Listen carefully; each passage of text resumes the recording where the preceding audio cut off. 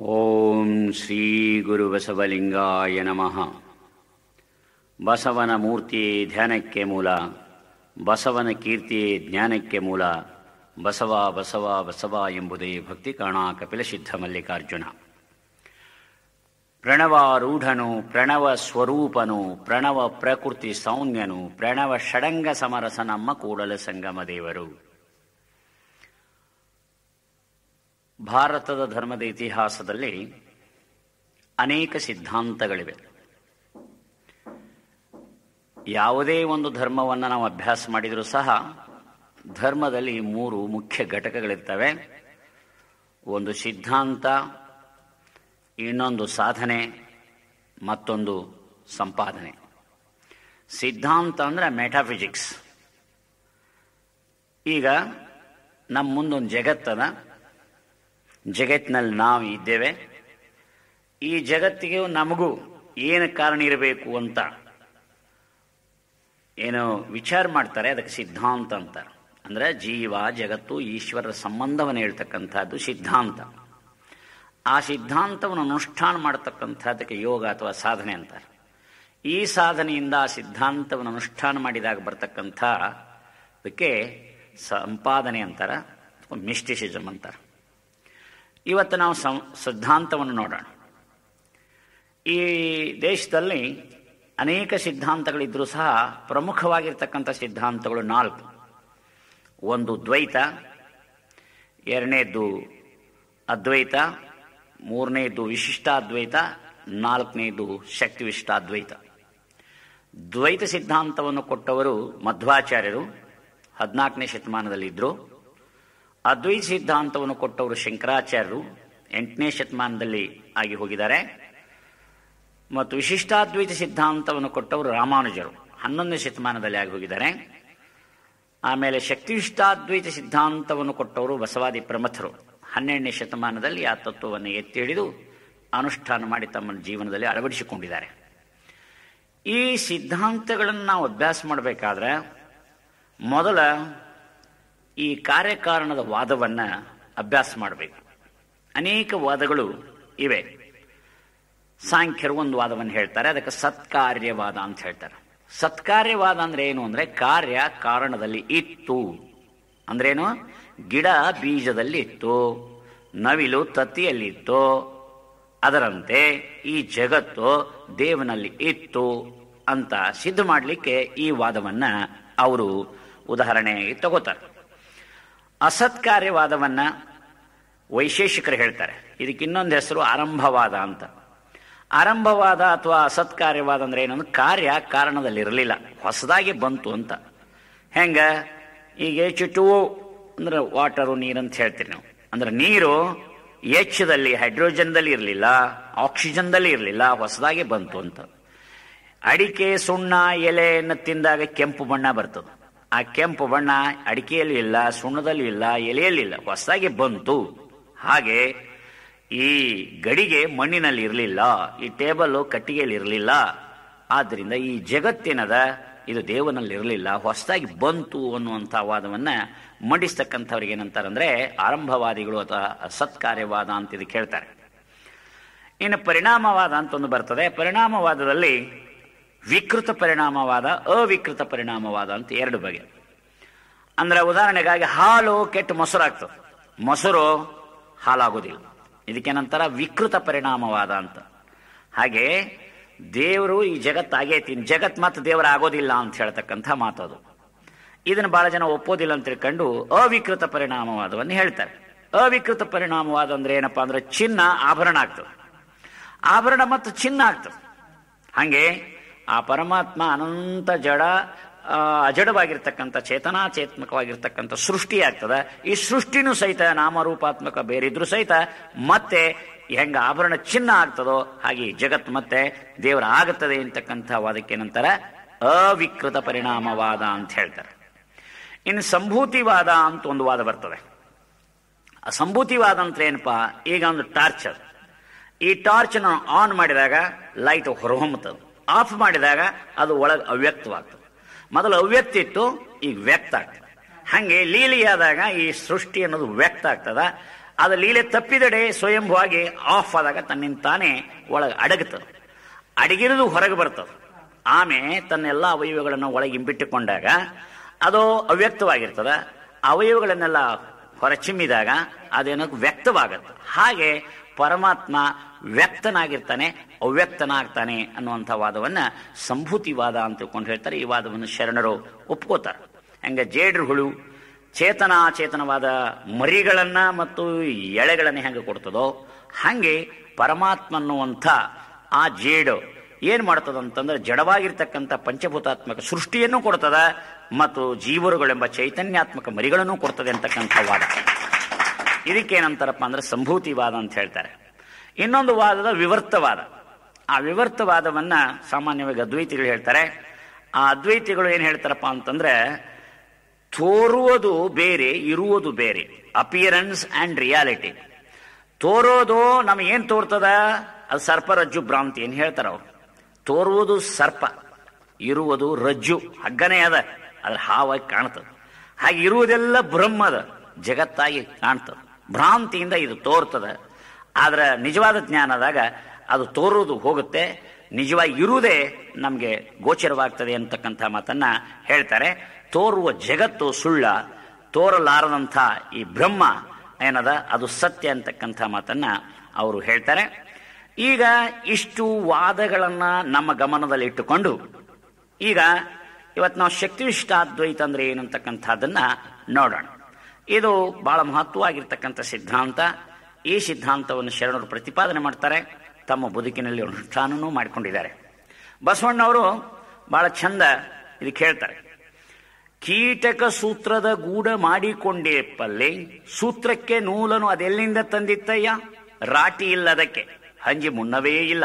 ನೂತವರಾರು ತನ್ನೊಡಲ ನೂಲ ತೆಗೆದು ಪಸರಿಸಿ ಅದರೊಳು ಪ್ರೀತಿಯಿಂದ ಒಲಿದಾಡಿ ತುದಿಯಲ್ಲಿ ತನ್ನೊಳಗದ ಮಡಗಿಕೊಂಡಿಪ್ಪಂತೆ ತನ್ನಿಂದಾದ ಜಗವ ತನ್ನೊಳಗೈದಿಸಿಕೊಳ್ಳಬಲ್ಲ ನಮ್ಮ ಕೂಡಲ ಸಂಗಮ ದೇವರು. ಇದು ಶಕ್ತಿವಿಷ್ಟಾದ್ವೈತ ಸಿದ್ಧಾಂತವನ್ನು ಪ್ರತಿಪಾದನೆ ಮಾಡಲಿಕ್ಕೆ ಸುಂದರವಾಗಿರ್ತಕ್ಕಂಥ ವಚನ. ಈ ವಚನ ಏನ್ ಹೇಳ್ತದೆ, ಕೀಟಕ ಅಂದ್ರ ಒಂದು ಜೇಡ್ರು ಹುಳು. ಆ ಜೇಡ್ರು ಹುಳು ಏನ್ ಮಾಡ್ತದೆ, ತನ್ನಂತರ್ಗತವಾದ ತನ್ನಲ್ಲಿಯೇ ಅವಿನಾಭಾವ ಸಂಬಂಧದಿರುವ ತನ್ನಿಂದ ಭಿನ್ನವಿಲ್ಲದ ತನ್ನೊಳಗೆ ಅಂತರ್ಗತವಾಗಿರ್ತಕ್ಕಂಥ ರಸದಿಂದ ಎಳೆಗಳನ್ನೆಲ್ಲ ನೇಯ್ತದೆ. ಎಳೆಗಳನ್ನ ಬಿಟ್ಟು ಅದರಲ್ಲಿ ನೇಯ್ದು ತನ್ನ ಸ್ವರೂಪವಾಗಿರ್ತಕ್ಕಂಥ ಚೇತನಾತ್ಮಕ ಮರಿಗಳನ್ನಲ್ಲಿ ಬಿಡ್ತವೆ. ಚೇತನಾತ್ಮಕ ಮರಿಗಳನ್ನ ಕೊಟ್ಟು ಅದರಲ್ಲಿ ಲೀಲೆಯಾಡ್ತವೆ. ಜಡವಾದ ಎಳೆಯಲ್ಲಿ ಮತ್ತು ಚೇತನವಾದ ಮರಿಗಳೊಡನೆ ಆಟ ಆಡಿ ಕೊನೆಗೆ ತನಗೆ ಬೇಡಾದಾಗ ಏನ್ ಮಾಡ್ತದ ಅದನ್ನು ತನ್ನ ಹೊಟ್ಟೆಗೆ ಇಟ್ಕೊಂಡು ಹೊರಟು ಹೋಗ್ತದೆ. ಹಂಗೆ ಪರಮಾತ್ಮ ಚೇತನವಾಗಿರ್ತಕ್ಕಂಥ ಜೀವಾತ್ಮರುಗಳನ್ನ ಅಚೇತನವಾಗಿರ್ತಕ್ಕಂಥ ಈ ಸೃಷ್ಟಿಯನ್ನ ಕೊಡ್ತಾನೆ. ಮೊದಲ ಈ ಸೃಷ್ಟಿಯನ್ನ ನೇಯ್ತಾನೆ. ಈ ಸೃಷ್ಟಿ ಪಂಚಭೂತ ಪೃಥ್ವ್ಯಾಪ್ತೇಜ್ ವಾಯು ಆಕಾಶ ಅಂತಕ್ಕಂಥ ಪಂಚಭೂತಾತ್ಮಕವಾದಂಥ ಈ ಪ್ರಪಂಚವನ್ನು ನೇಯ್ದು ಇಲ್ಲಿ ಹಾಸಿ ಅದರಲ್ಲಿ ಜೀವರುಗಳನ್ನುವಂಥ ಮರಿಗಳನ್ನ ಇಲ್ಲಿ ಬಿಡ್ತಾನೆ. ಬಿಟ್ಟು ಇದು ಲೀಲೆ ಆಡ್ತಾನೆ. ಲೀಲೆ ಆಡಿ ಕೊನೆಗೇನಾಗತ್ತೆ, ಅವನಿಗೆ ಸಾಕಾದಾಗ ಲೀಲೆಯಾದಡೆ ಉಮಾಪತಿ, ಲೀಲೆ ತಪ್ಪಿದಡೆ ಸ್ವಯಂಭು ಗುಹೇಶ್ವರ, ಎಲ್ಲವನ್ನು ತನ್ನಲ್ಲಿ ಇಂಬಿಟ್ಕೊಂಡು ಬಿಡ್ತಾನೆ. ಈ ಒಂದು ಸುಂದರವಾದ ಕಲ್ಪನೆಯನ್ನ ಈ ಒಂದು ದೃಷ್ಟಾಂತದಲ್ಲಿ ಇಲ್ಲಿ ಬಸವಣ್ಣವರು ಪ್ರತಿಪಾದನೆ ಮಾಡಿದ್ದಾರೆ. ಅದಕ್ಕೆ ನೀವು ಕೇಳ್ಬೋದು, ಈಗ ನೂಲು ಎಲ್ಲಿಂದ ತಂದಿತ್ತು, ಹಂಜಿ ಎಲ್ಲಿ ತಂದಿತ್ತು, ಆ ರಾಟಿ ಎಲ್ಲಿ ತಂದಿತ್ತು, ಎಲ್ಲಿ ಇಲ್ಲದು. ಅವು ಎಲ್ಲಿ ಬೇರೆ ಯಾವ ಕಾರಣಗಳನ್ನು ತಗೊಳ್ಳಿಲ್ಲ, ಕೇವಲ ತನ್ನೊಳಗಿಂದಲೇ ಅದನ್ನ ಹೆಂಗೆ ನೇಯ್ತದೋ ಹಾಗೆ ಪರಮಾತ್ಮ ತನ್ನಂತರ್ಗತವಾದ ತನ್ನಿಂದ ಭಿನ್ನವಿಲ್ಲದ ತನ್ನೊಳಗೇ ಅವಿನಾಭಾವ ಸಂಬಂಧಿರ್ತಕ್ಕಂಥ ರಸದಿಂದ ಈ ಪಂಚಭೂತಾತ್ಮಕವಾಗಿರ್ತಕ್ಕಂಥ ಅನಂತಕೋಟಿ ಬ್ರಹ್ಮಾಂಡವನ್ನು ರಚಿಸ್ತಾನೆ. ಅಲ್ಲಿ ತಾನು ಹಾಸೋಕ್ಕಾಗಿ ಇದ್ದು ಆ ಜೀವರುಗಳ ಯೋಗಕ್ಷೇಮ ನೋಡಿಕೊಂಡು ಕೊನೆಗೆ ಸೃಷ್ಟಿ ಬೇಡ ಅಂದಾಗ ಪ್ರಳಯ ಅಂತ ಕಾಲದಲ್ಲಿ ಬಂದು ತನ್ನನ್ನು ಇಂಬಿಟ್ಕೋತಾನೆ, ತನ್ನಲ್ಲಿ ಅವುಗಳನ್ನೆಲ್ಲ ಇಂಬಿಟ್ಕೋತಾನೆ. ಈ ತತ್ವವನ್ನು ಹೇಳ್ತಕ್ಕಂಥದ್ದು ಶಕ್ತಿ ವಿಶಿಷ್ಟಾದ್ವೈತ ಸಿದ್ಧಾಂತ. ಇಲ್ಲಿ ಶಕ್ತಿ ವಿಶಿಷ್ಟನಾಗಿ ಪರಮಾತ್ಮ ಇದ್ದಾನೆ ಅಂತಕ್ಕಂಥ ಮಾತನ್ನ ಬಸವಣ್ಣವರು ಇನ್ನೊಂದು ಮಾತಿನಲ್ಲಿ ಹೇಳ್ತಾರೆ. ಅಲ್ಲಿ ಪ್ರಣವಾರೂಢನು, ಪ್ರಣವ ಸ್ವರೂಪನು, ಪ್ರಣವ ಪ್ರಕೃತಿ ಸೌಮ್ಯನು, ಪ್ರಣವ ಷಡಂಗ ಸಮರಸ ನಮ್ಮ ಕೂಡಲ ಸಂಗಮ ದೇವರು. ಪ್ರಣವಾರೂಢನು ಅಂದರೆ ಸ್ವಯಂಭೂ ಸ್ವರೂಪ. ದೇವರ ಕಲ್ಪನೆಯನ್ನು ಹೇಳುವಾಗ, ದೇವರ ಸ್ವರೂಪವನ್ನು ಹೇಳುವಾಗ ನಾನು ನಿಮಗೆ ಸ್ವಯಂಭೂ ಹೇಳಿದ್ದೇನೆ. ಆದಿ ಆಧಾರವಿಲ್ಲದಂದು, ಸುರಾಳ ನಿರಾಳವಿಲ್ಲದೆಂದು, ಹಮ್ಮು ಬಿಮ್ಮುಗಳಿಲ್ಲದಂದು, ಸಚರಾಚರಗಳೆಲ್ಲ ರಚನೆಗೆ ಬಾರದಂದು ಗುಹೇಶ್ವರ ನೀನಿದ್ದೆಯಲ್ಲ ಇಲ್ಲದಂತೆ. ಹಾಗೆ ಏನೂ ಇಲ್ಲದೆ ತಾನೇ ತಾನಾಗಿರ್ತಕ್ಕಂಥ ಆ ಒಂದು ಸ್ವಯಂಭೂ ಕಲ್ಪನೆಯಲ್ಲಿ ಆ ಒಂದು ಮಹಾಚೈತನ್ಯನದ ಅದರಲ್ಲಿ ಸೃಷ್ಟಿ ಮಾಡಬೇಕು ಅಂತ ಅವನಿಗೆ ಏನಾಯಿತು? ಇಚ್ಛಾ ಆಯಿತು. ಹೇಗೆ ಸೃಷ್ಟಿ ಮಾಡಬೇಕು ಅನ್ನುವಂಥ ಜ್ಞಾನೋದಯ ಆಯಿತು. ಆಮೇಲೆ ಹೀಗೆ ಸೃಷ್ಟಿ ಮಾಡಬೇಕನ್ನುವಂಥ ಕಲ್ಪನೆ ಬಂತು. ಅಂದರೆ ಇಚ್ಛಾಶಕ್ತಿ, ಜ್ಞಾನಶಕ್ತಿ, ಕ್ರಿಯಾಶಕ್ತಿಗಳು ಮೈ ದಾಳಿದಾಗ ಅವನೇನಾದ? ಚಿಚ್ಛಕ್ತಿ. ಇಚ್ಛಾಶಕ್ತಿ, ಜ್ಞಾನಶಕ್ತಿ, ಕ್ರಿಯಾಶಕ್ತಿಯಿಂದ ಕೂಡಿರ್ತಕ್ಕಂಥ ಮೂರರ ಮುಪ್ಪರಿಗೆ ನಾವು ಚಿಚ್ಛಕ್ತಿ ಅಂತೀವಿ. 3 ಎಳೆಯ ಹಗ್ಗವನ್ನು ನಾವು ಹೆಂಗನೆ ಮಾಡ್ತೀವಲ್ಲ, ಹಾಗೆ ಇಚ್ಛಾಶಕ್ತಿ, ಜ್ಞಾನಶಕ್ತಿ, ಕ್ರಿಯಾಶಕ್ತಿ ಅನ್ನುವ 3 ಶಕ್ತಿಗಳನ್ನು ಪೌರಾಣಿಕರು ಅದರ ತತ್ವವನ್ನು ಜನಸಾಮಾನ್ಯರಿಗೆ ತಿಳಿಯಬೇಕು ಅಂತ ತಿಳ್ಕೊಂಡು ಏನು ಮಾಡಿದ್ರು? ಇಚ್ಛಾಶಕ್ತಿಯನ್ನು ಪಾರ್ವತಿಯನ್ನಾಗಿ ಮಾಡಿದರು, ದೈವೀಕರಿಸಿದ್ರು, ಸಿಂಬಲೈಸೇಷನ್ ಅಂತಾರೆ ಅದಕ್ಕೆ. ಜ್ಞಾನಶಕ್ತಿಯನ್ನು ಸರಸ್ವತಿಯನ್ನಾಗಿ ಮಾಡಿದರು, ಕ್ರಿಯಾಶಕ್ತಿಯನ್ನು ಲಕ್ಷ್ಮಿಯನ್ನಾಗಿ ಮಾಡಿದರು. ಆದರೆ ಒಂದು ತಿಳ್ಕೋಬೇಕು, ಪಾರ್ವತಿ, ಸರಸ್ವತಿ, ಲಕ್ಷ್ಮಿ ಮೂಲತಃ ಅವು ದೇವತೆಗಳಲ್ಲ, ಅವು 3 ತತ್ವಗಳು. They are not deities but entities. ಆ 3 ತತ್ವಗಳನ್ನು ತಿಳಿಯಲಾರದ ಸಾಮಾನ್ಯ ಜನರಿಗೆ ಅಬ್ಸ್ಟ್ರಾಕ್ಟ್ ಅನ್ನು ಕಾಂಕ್ರೀಟ್ ಮಾಡೋ ಸಲುವಾಗಿ ತಿಳಿಯಲಾರದಿರ್ತಕ್ಕಂಥ ಗೂಢವಾದಂಥ ತತ್ವವನ್ನು ಜನಸಾಮಾನ್ಯರಿಗೆ ತಿಳಿಸೋ ಸಲುವಾಗಿ ಏನು ಮಾಡಿದ್ರು ಇವರು ಪೌರಾಣಿಕರು ಹಂಗೆ ಹೇಳಿದ್ರು. ಅಂದರೆ ಹಾಗೆ ತಿಳ್ಕೊಳ್ಳೋ ಸಲುವಾಗಿ ಹೇಳಿರುವ ಮಾತೇ ವಿನ ಪಾರ್ವತಿ ಅಂತ ಒಬ್ಬ ಕೆದಾಳ ಶಿವಪ್ಪನ ಕಟ್ಕೊಂಡು, ಆಮೇಲೆ ಸರಸ್ವತಿ ಒಬ್ಬ ಕೆದಾಳ ಬ್ರಹ್ಮನ ಕಟ್ಕೊಂಡು, ಲಕ್ಷ್ಮಿಯನ್ನ ಕೆದಾಳ ವಿಷ್ಣುವಿನ ಜೊತೆಗೆ ಲಗ್ನ ಮಾಡ್ಕೊಂಡು ಅಂತ ತಿಳ್ಕೊಂಡು ಏನು ಇವ್ರು ತಿಳ್ಕೊಂಡಾರ. ಹಾಗೇನಲ್ಲ, ಜನಸಾಮಾನ್ಯರಿಗೆ ಅರ್ಥವಾಗಲಿ ಅಂತ ತಿಳ್ಕೊಂಡು ಹಾಗೆ ಹೇಳ್ತಾರೆ. ಅದಕ್ಕೆ ಶರಣರು ಏನು ಮಾಡ್ತಾರೆ ಅಂದ್ರೆ ಇಚ್ಛಾಶಕ್ತಿ, ಜ್ಞಾನಶಕ್ತಿ, ಕ್ರಿಯಾಶಕ್ತಿಗಳನ್ನು ಒಪ್ಪುತ್ತಾರೆ. ಅದಕ್ಕೆ 3 ದೇವತೆಗಳನ್ನು ಇವರು ಪೂಜಿಸೋದಿಲ್ಲ. ಇಚ್ಛಾಶಕ್ತಿ, ಜ್ಞಾನಶಕ್ತಿ, ಕ್ರಿಯಾಶಕ್ತಿ ಅಧಿಕವಾಗಿ ಯಾವ ವ್ಯಕ್ತಿಯಲ್ಲಿ ಇಳಿದು ಬಂದದ ಆ ವ್ಯಕ್ತಿ ಯಾರು ಅಂದ್ರೆ ಅವನು ಧರ್ಮಗುರು. ಆ ಧರ್ಮಗುರುನ ಪೂಜಿಸ್ತಾರೆ. ಧರ್ಮಗುರುವಿನ ಪೂಜೆ ಮಾಡಿದ್ರೆ ಈ 3 ಶಕ್ತಿ ಪೂಜೆ ಮಾಡಿದಂಗಾಯ್ತು. ಅವಾಗ ನಾವು ಬೇರೆ ಯಾವ ಪಾರ್ವತ್ಯವನ್ನ, ಲಕ್ಷ್ಮವನ್ನ, ಈಕೆ ಯಾರನ್ನು ಪೂಜೆ ಮಾಡಬೇಕಾಗಿಲ್ಲ. ಅದಕ್ಕಾಗಿ ಗುರು ಪೂಜೆ ಮಾಡಿದ್ರೆ ಈ ಶಕ್ತಿ ಪೂಜೆ ಮಾಡಿದಂಗಾಗತ್ತೆ. ಆದ್ದರಿಂದ ಆ ದೇವನನ್ನ ನಾವು ತಿಳ್ಕೋಬೇಕಾದ್ರೆ ಹೇಳೋನು ಯಾರಪ್ಪ ಅಂದ್ರೆ ದೇವರನ್ನು ತಿಳಿಸ್ಕೊಳ್ಳೋನೇ ಗುರು. ಆ ದೃಷ್ಟಿಯಿಂದ ಇಲ್ಲಿ ಗುರುವಿನಲ್ಲಿ 3 ಶಕ್ತಿ ಇರ್ತವ, ಅದು ಪ್ರತಿಯೊಬ್ಬ ವ್ಯಕ್ತಿಯಲ್ಲಿ ಇರ್ತವೆ. ದೇವನಲ್ಲಿ ಏನೇನದ ಅದೆಲ್ಲ ನಮ್ಮಲ್ಲಿ ಇರ್ತವೆ. ಇನ್ನು ತಿಳ್ಕೋಬೇಕು. ದೇವರಲ್ಲಿ ಶಕ್ತಿ ಐತಂತ ಹೆಂಗೆ ತಿಳ್ಕೋಬೇಕು, ಶಕ್ತಿ ವಿಶಿಷ್ಟ ಅದಾನಂತ ಹೆಂಗೆ ತಿಳ್ಕೋಬೇಕು ಅಂತ ವಿಚಾರ ಮಾಡಿದ್ರೆ ನೋಡ್ರಿ, ದೇವರು ಈ ಜಗತ್ತಿಗೆ ಎಂಥ ಕಾರಣ ಅದಾನೆ ಅನ್ನುವಂಥ ಒಂದು ಪ್ರಾಬ್ಲಮ್ ಅದ, ಪ್ರಶ್ನೆ ಇದೆ. ಇಲ್ಲಿ ದೇವರು ಎಂಥ ಕಾರಣ ಅದಾನ?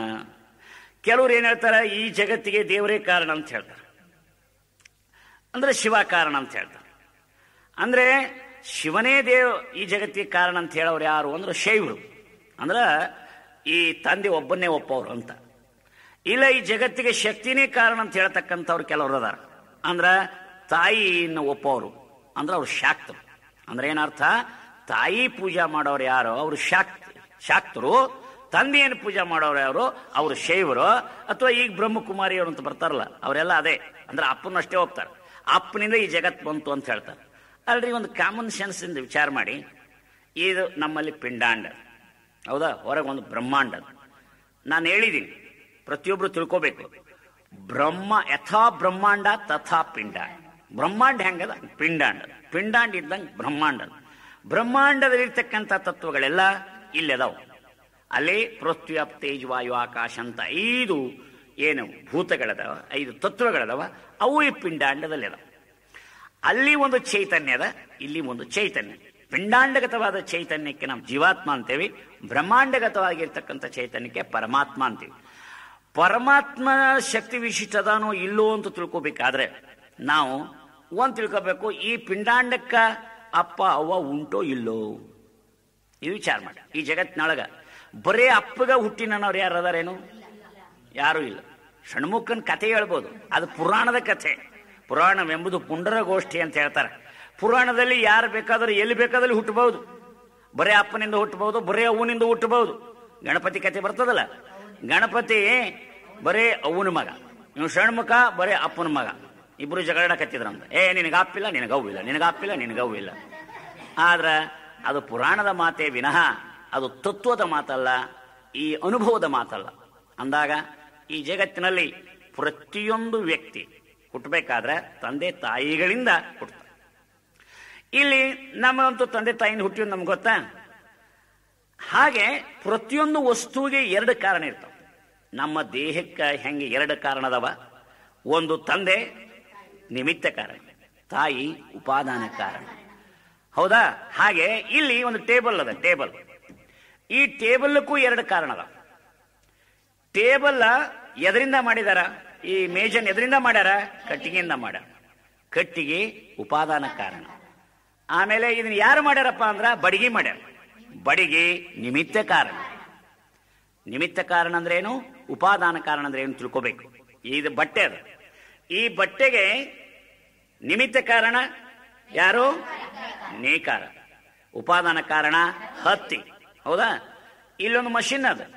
ಈ ಒಂದು ಮಷಿನ್ನಕ್ಕೆ ನಿಮಿತ್ತ ಕಾರಣ ಯಂತ್ರಜ್ಞ, ಉಪಾದಾನ ಕಾರಣ ಉಕ್ಕು ಅಥವಾ ಕಬ್ಬಿಣ. ಹಾಗೆ ಪ್ರತಿಯೊಂದು ವಸ್ತುವಿಗೆ ಎರಡು ಕಾರಣ ಇರ್ತವೆ ಅನ್ನುವಂಥದ್ದನ್ನು ನಾವು ಸಹಜವಾಗಿ ನಾವು ತಿಳ್ಕೋಬಹುದು, ಶಾಸ್ತ್ರವಾಗಿ ತಿಳ್ಕೋಬಹುದು. ಶಾಸ್ತ್ರನೂ ಹಾಗೆ ಹೇಳ್ತವೆ. ಪ್ರತಿಯೊಂದಕ್ಕೂ ಒಂದು ಮಟೀರಿಯಲ್ ಕಾಸ್ ಮತ್ತು ಎಫಿಷಿಯಂಟ್ ಕಾಸ್, ಅಂದ್ರೆ ಉಪಾದಾನ ಕಾರಣ ಮತ್ತು ನಿಮಿತ್ತ ಕಾರಣದಂತ. ಹಾಗೆ ಈ ಪಿಂಡಾಂಡಕ್ಕೂ ಒಂದು ನಿಮಿತ್ತ ಕಾರಣ, ಒಂದು ಉಪಾದಾನ ಕಾರಣ. ಅದಕ್ಕೆ ಇದಕ್ಕೆ ನಿಮಿತ್ತ ಕಾರಣ ಯಾರು ಅಂತಂದ್ರೆ ತಂದೆ. ಉಪಾದಾನ ಕಾರಣ ಯಾರು ಅಂದ್ರೆ ತಾಯಿ. ಈ ಒಂದು ವೃಕ್ಷ ಐತಿ. ವೃಕ್ಷ ಇದು ಒಮ್ಮೆ ಭೂಮಿ ಬೀಜ ಎರಡು ಬಡದಾಡಕತ್ತಿದ್ವು ಅಂತ. ಭೂಮಿ ಹೇಳ್ತದ ನನ್ನಿಂದಲೇ ಈ ವೃಕ್ಷ ಅಂತ ಹೇಳ್ತದೆ. ಅವಾಗ ಬೀಜ ಹೇಳ್ತದಂತ ನಾನು ಇಲ್ಲದಿದ್ರೆ ನೀನೇನ್ ಮಾಡ್ತಿದ್ದೆ, ನಾನೇ ಕಾರಣ ಅಂತ ಅದು ಹೇಳ್ತದಂತ. ಅವಾಗ ಒಬ್ರು ಬುದ್ಧಿಯಪ್ಪನವ್ರು ಬಂದ್ರಂತ, ಯಾಕೆ ಜಗಳ ಆಡ್ತಿರೋ, ಇಬ್ರು ಬೇಕು. ನೀನು ಭೂಮಿಯವ್ವ, ನೀನು ಉಪಾದಾನ ಕಾರಣ. ಬೀಜಪ್ಪ, ನೀನು ನಿಮಿತ್ತ ಕಾರಣ. ನಿಮ್ಮಿಬ್ಬರಿಂದಲೇ ಆ ವೃಕ್ಷ ಅನ್ನುವ ಮಗು ಹುಟ್ಟೈತಪ್ಪ, ನೀವು ಜಗಳ ಆಡಬೇಡ್ರಿ ಅಂತ ಏನೋ ಹಾವೇರಿ ನ್ಯಾಯ ಮಾಡಿದ್ರಂತ. ಹಂಗೆ ಈ ಜಗತ್ತಿಗೆ ಪ್ರತಿಯೊಂದು ವಸ್ತು ನಿಮಿತ್ತ ಕಾರಣ ಮತ್ತು ಉಪಾದಾನ ಕಾರಣ ಹೆಂಗಿರ್ತದೆ, ಈ ಪಿಂಡಾಂಡಕ್ಕೂ ನಿಮಿತ್ತ ಕಾರಣ ಉಪಾದಾನ ಕಾರಣ ಇರಲೇಬೇಕು. ಪಿಂಡಾಂಡಕ್ಕಿದೆ ಅಂದಾಗ ಬ್ರಹ್ಮಾಂಡಕ್ಕೂ ಇರಬೇಕು. ಬ್ರಹ್ಮಾಂಡಕ್ಕೂ ಒಬ್ಬ ಅಪ್ಪ ಇರಬೇಕು, ಒಬ್ಬ ಅವ್ವ ಇರಬೇಕು. ಆ ಅಪ್ಪಗೇನಂತೀವಿ ನಾವು? ಶಿವ ಅಂತೀವಿ. ಅವ್ವಗೇನಂತೀವಿ? ಶಕ್ತಿ ಅಂತೀವಿ ಅಥವಾ ಪಾರ್ವತಿ ಅಂತೀವಿ. ಅವರು ನಾವು ಶಿವ ಅಥವಾ ಶಕ್ತಿ ಅನ್ಬಹುದು, ಅವರು ಬ್ರಹ್ಮ ವಿಷ್ಣು ಅನ್ಬಹುದು, ಅವರು ಆ ಬ್ರಹ್ಮ ಮತ್ತು ಸರಸ್ವತಿ ಅನ್ಬಹುದು, ಅವರು ವಿಷ್ಣು ಮತ್ತು ಲಕ್ಷ್ಮಿ ಅನ್ಬಹುದು, ಭದ್ರ ಮತ್ತು ಕಾಳಿ ಅನ್ಬಹುದು. ಏನೇ ಅಂದ್ರೂ ಸಹಿತ ಎರಡು ಶಕ್ತಿಗಳನ್ನ, ಎರಡು ತತ್ವಗಳನ್ನು ಒಪ್ಪಲೇಬೇಕು. ಆದ್ರಿಂದ ಇಲ್ಲಿ ಆ ಕಾಳಿದಾಸ ಎಂದೋ ಈ ಮಾತನ್ನು ಹೇಳಿ ಹೋಗಿದ್ದಾನೆ. ವಾಗರ್ತವ್ಯ ಸಂಪ್ರೋಕ್ತವು ವಾಗರ್ಥ ಪ್ರತಿಪತ್ತಯೇ ಜಗತ ಪಿತರವು ಒಂದೇ ಪಾರ್ವತಿ ಪರಮೇಶ್ವರವು ಅಂತ. ನೋಡು ಎಷ್ಟು ಜಾಣದನ ಕಾಳಿದಾಸ. ವಾಕ್ ಮತ್ತು ಅರ್ಥ ಹೆಂಗದವ? ಶಬ್ದಾರ್ಥವನ್ನ ಬಿಚ್ಚಿ ಬೇರೆ ಮಾಡಕ್ ಬರೋದಿಲ್ಲ, ಅವು ಬೆರೆಸಿದ್ರೆ ಒಂದಾಗೋದಿಲ್ಲ. ಹಂಗೆ ಶಿವಶಕ್ತಿ ಅದಾವಂತ ಹೇಳ್ತಾರೆ. ಶಿವಶಕ್ತಿಯ ಸಂಬಂಧಕ್ಕ ಅವಿನಾಭಾವ ಸಂಬಂಧ ಅಂತಾರೆ. ಅವಿನಾಭಾವ ಸಂಬಂಧ ಅಂದ್ರೆ ಏನಪ್ಪಾ? ಬಿಚ್ಚಿ ಬೇರಾಗದ, ಬೆರಸಿ ಒಂದಾಗದ. ಉದಾಹರಣೆಗಾಗಿ ದೀಪ ದೀಪ್ತಿ. ದೀಪಿದಲ್ಲಿ ದೀಪ್ತಿ, ದೀಪ್ತಿ ದೀಪವನ್ನ ನಾವು ಬಿಚ್ಚಿ ಎರಡು ಮಾಡಕ್ ಬರೋದಿಲ್ಲ. ರವಿ ರಶ್ಮಿಯನ್ನ ಎರಡು ಮಾಡ್ಲಿಕ್ಕೆ ಬರೋದಿಲ್ಲ, ಕೂಡಿಸ್ಲಕ್ಕೂ ಬರೋದಿಲ್ಲ. ರವಿ ರಶ್ಮಿ, ಚಂದ್ರ ಚಂದ್ರಿಕೆ, ದೀಪ ದೀಪ್ತಿ, ಸುವರ್ಣ ಬಣ್ಣ, ಇವುಗಳ ಸಂಬಂಧ ಹೆಂತ ಸಂಬಂಧದ? ಬಿಚ್ಚಿ ಬೇರಾಗದ, ಬೆರಸಿ ಒಂದಾಗದ ಅವಿನಾಭಾವ ಸಂಬಂಧ. ಈ ಅವಿನಾಭಾವ ಸಂಬಂಧ ಹೆಂಗದ, ಹಂಗೆ ಶಿವ ಮತ್ತು ಶಕ್ತಿ ಇದ್ದಾರೆ. ಅದಕ್ಕ ಪ್ರಭುಲಿಂಗ ಲೈಲೆ ಬರೆಯುವಾಗ ಆ ಚಾಮರಸ ಕವಿ ಸಹಿತ ಜಾಣ್ಮೆಯಿಂದ ಶಿವಶಕ್ತಿಯರನ್ನ ಪಾರ್ವತಿಯನ್ನು ವರ್ಣನ ಮಾಡುವಾಗ ಕೈಲಾಸದಲ್ಲಿ ಅವ್ರನ್ನ ಎರಡು ಕುರ್ಚಿ ತಗೊಂಡು ಇಬ್ಬರು ಒಂದೊಂದು ಕುರ್ಚಿ ಮೇಲೆ ಕೂಡಿಸಿದ್ರೆ ಅವ್ರಿಗೇನು ತೊಂದರೆ ಏನಾಕಿತ್ತು ಅಂತ ಕೇಳ್ತಿದ್ರು. ಒಬ್ಬೊಬ್ರು ಕೇಳ್ತಾರೆ ಹುಡುಗರು, ಏನ್ರಿ ಏನೋ ಅಷ್ಟು ಬಡತನ ಇತ್ತ, ತೊಂದರೆ ಇತ್ತ, ಎರಡು ಕುರ್ಚಿ ಮೇಲೆ ಪಾರ್ವತಿ ಒಂದೊಂದು, ಪರಮೇಶ್ವರನೊಂದು, ಒಂದೊಂದು ಕುರ್ಚಿ ಮೇಲೆ ಯಾಕೆ ಕೂಡಿಸ್ಲಿಲ್ಲ ಅಂತ ಕೇಳಿದ್ರು. ಅದ್ ಹಂಗೆ ಕೂಡ್ಸಕ್ ಬರಂಗಿಲ್ಲ.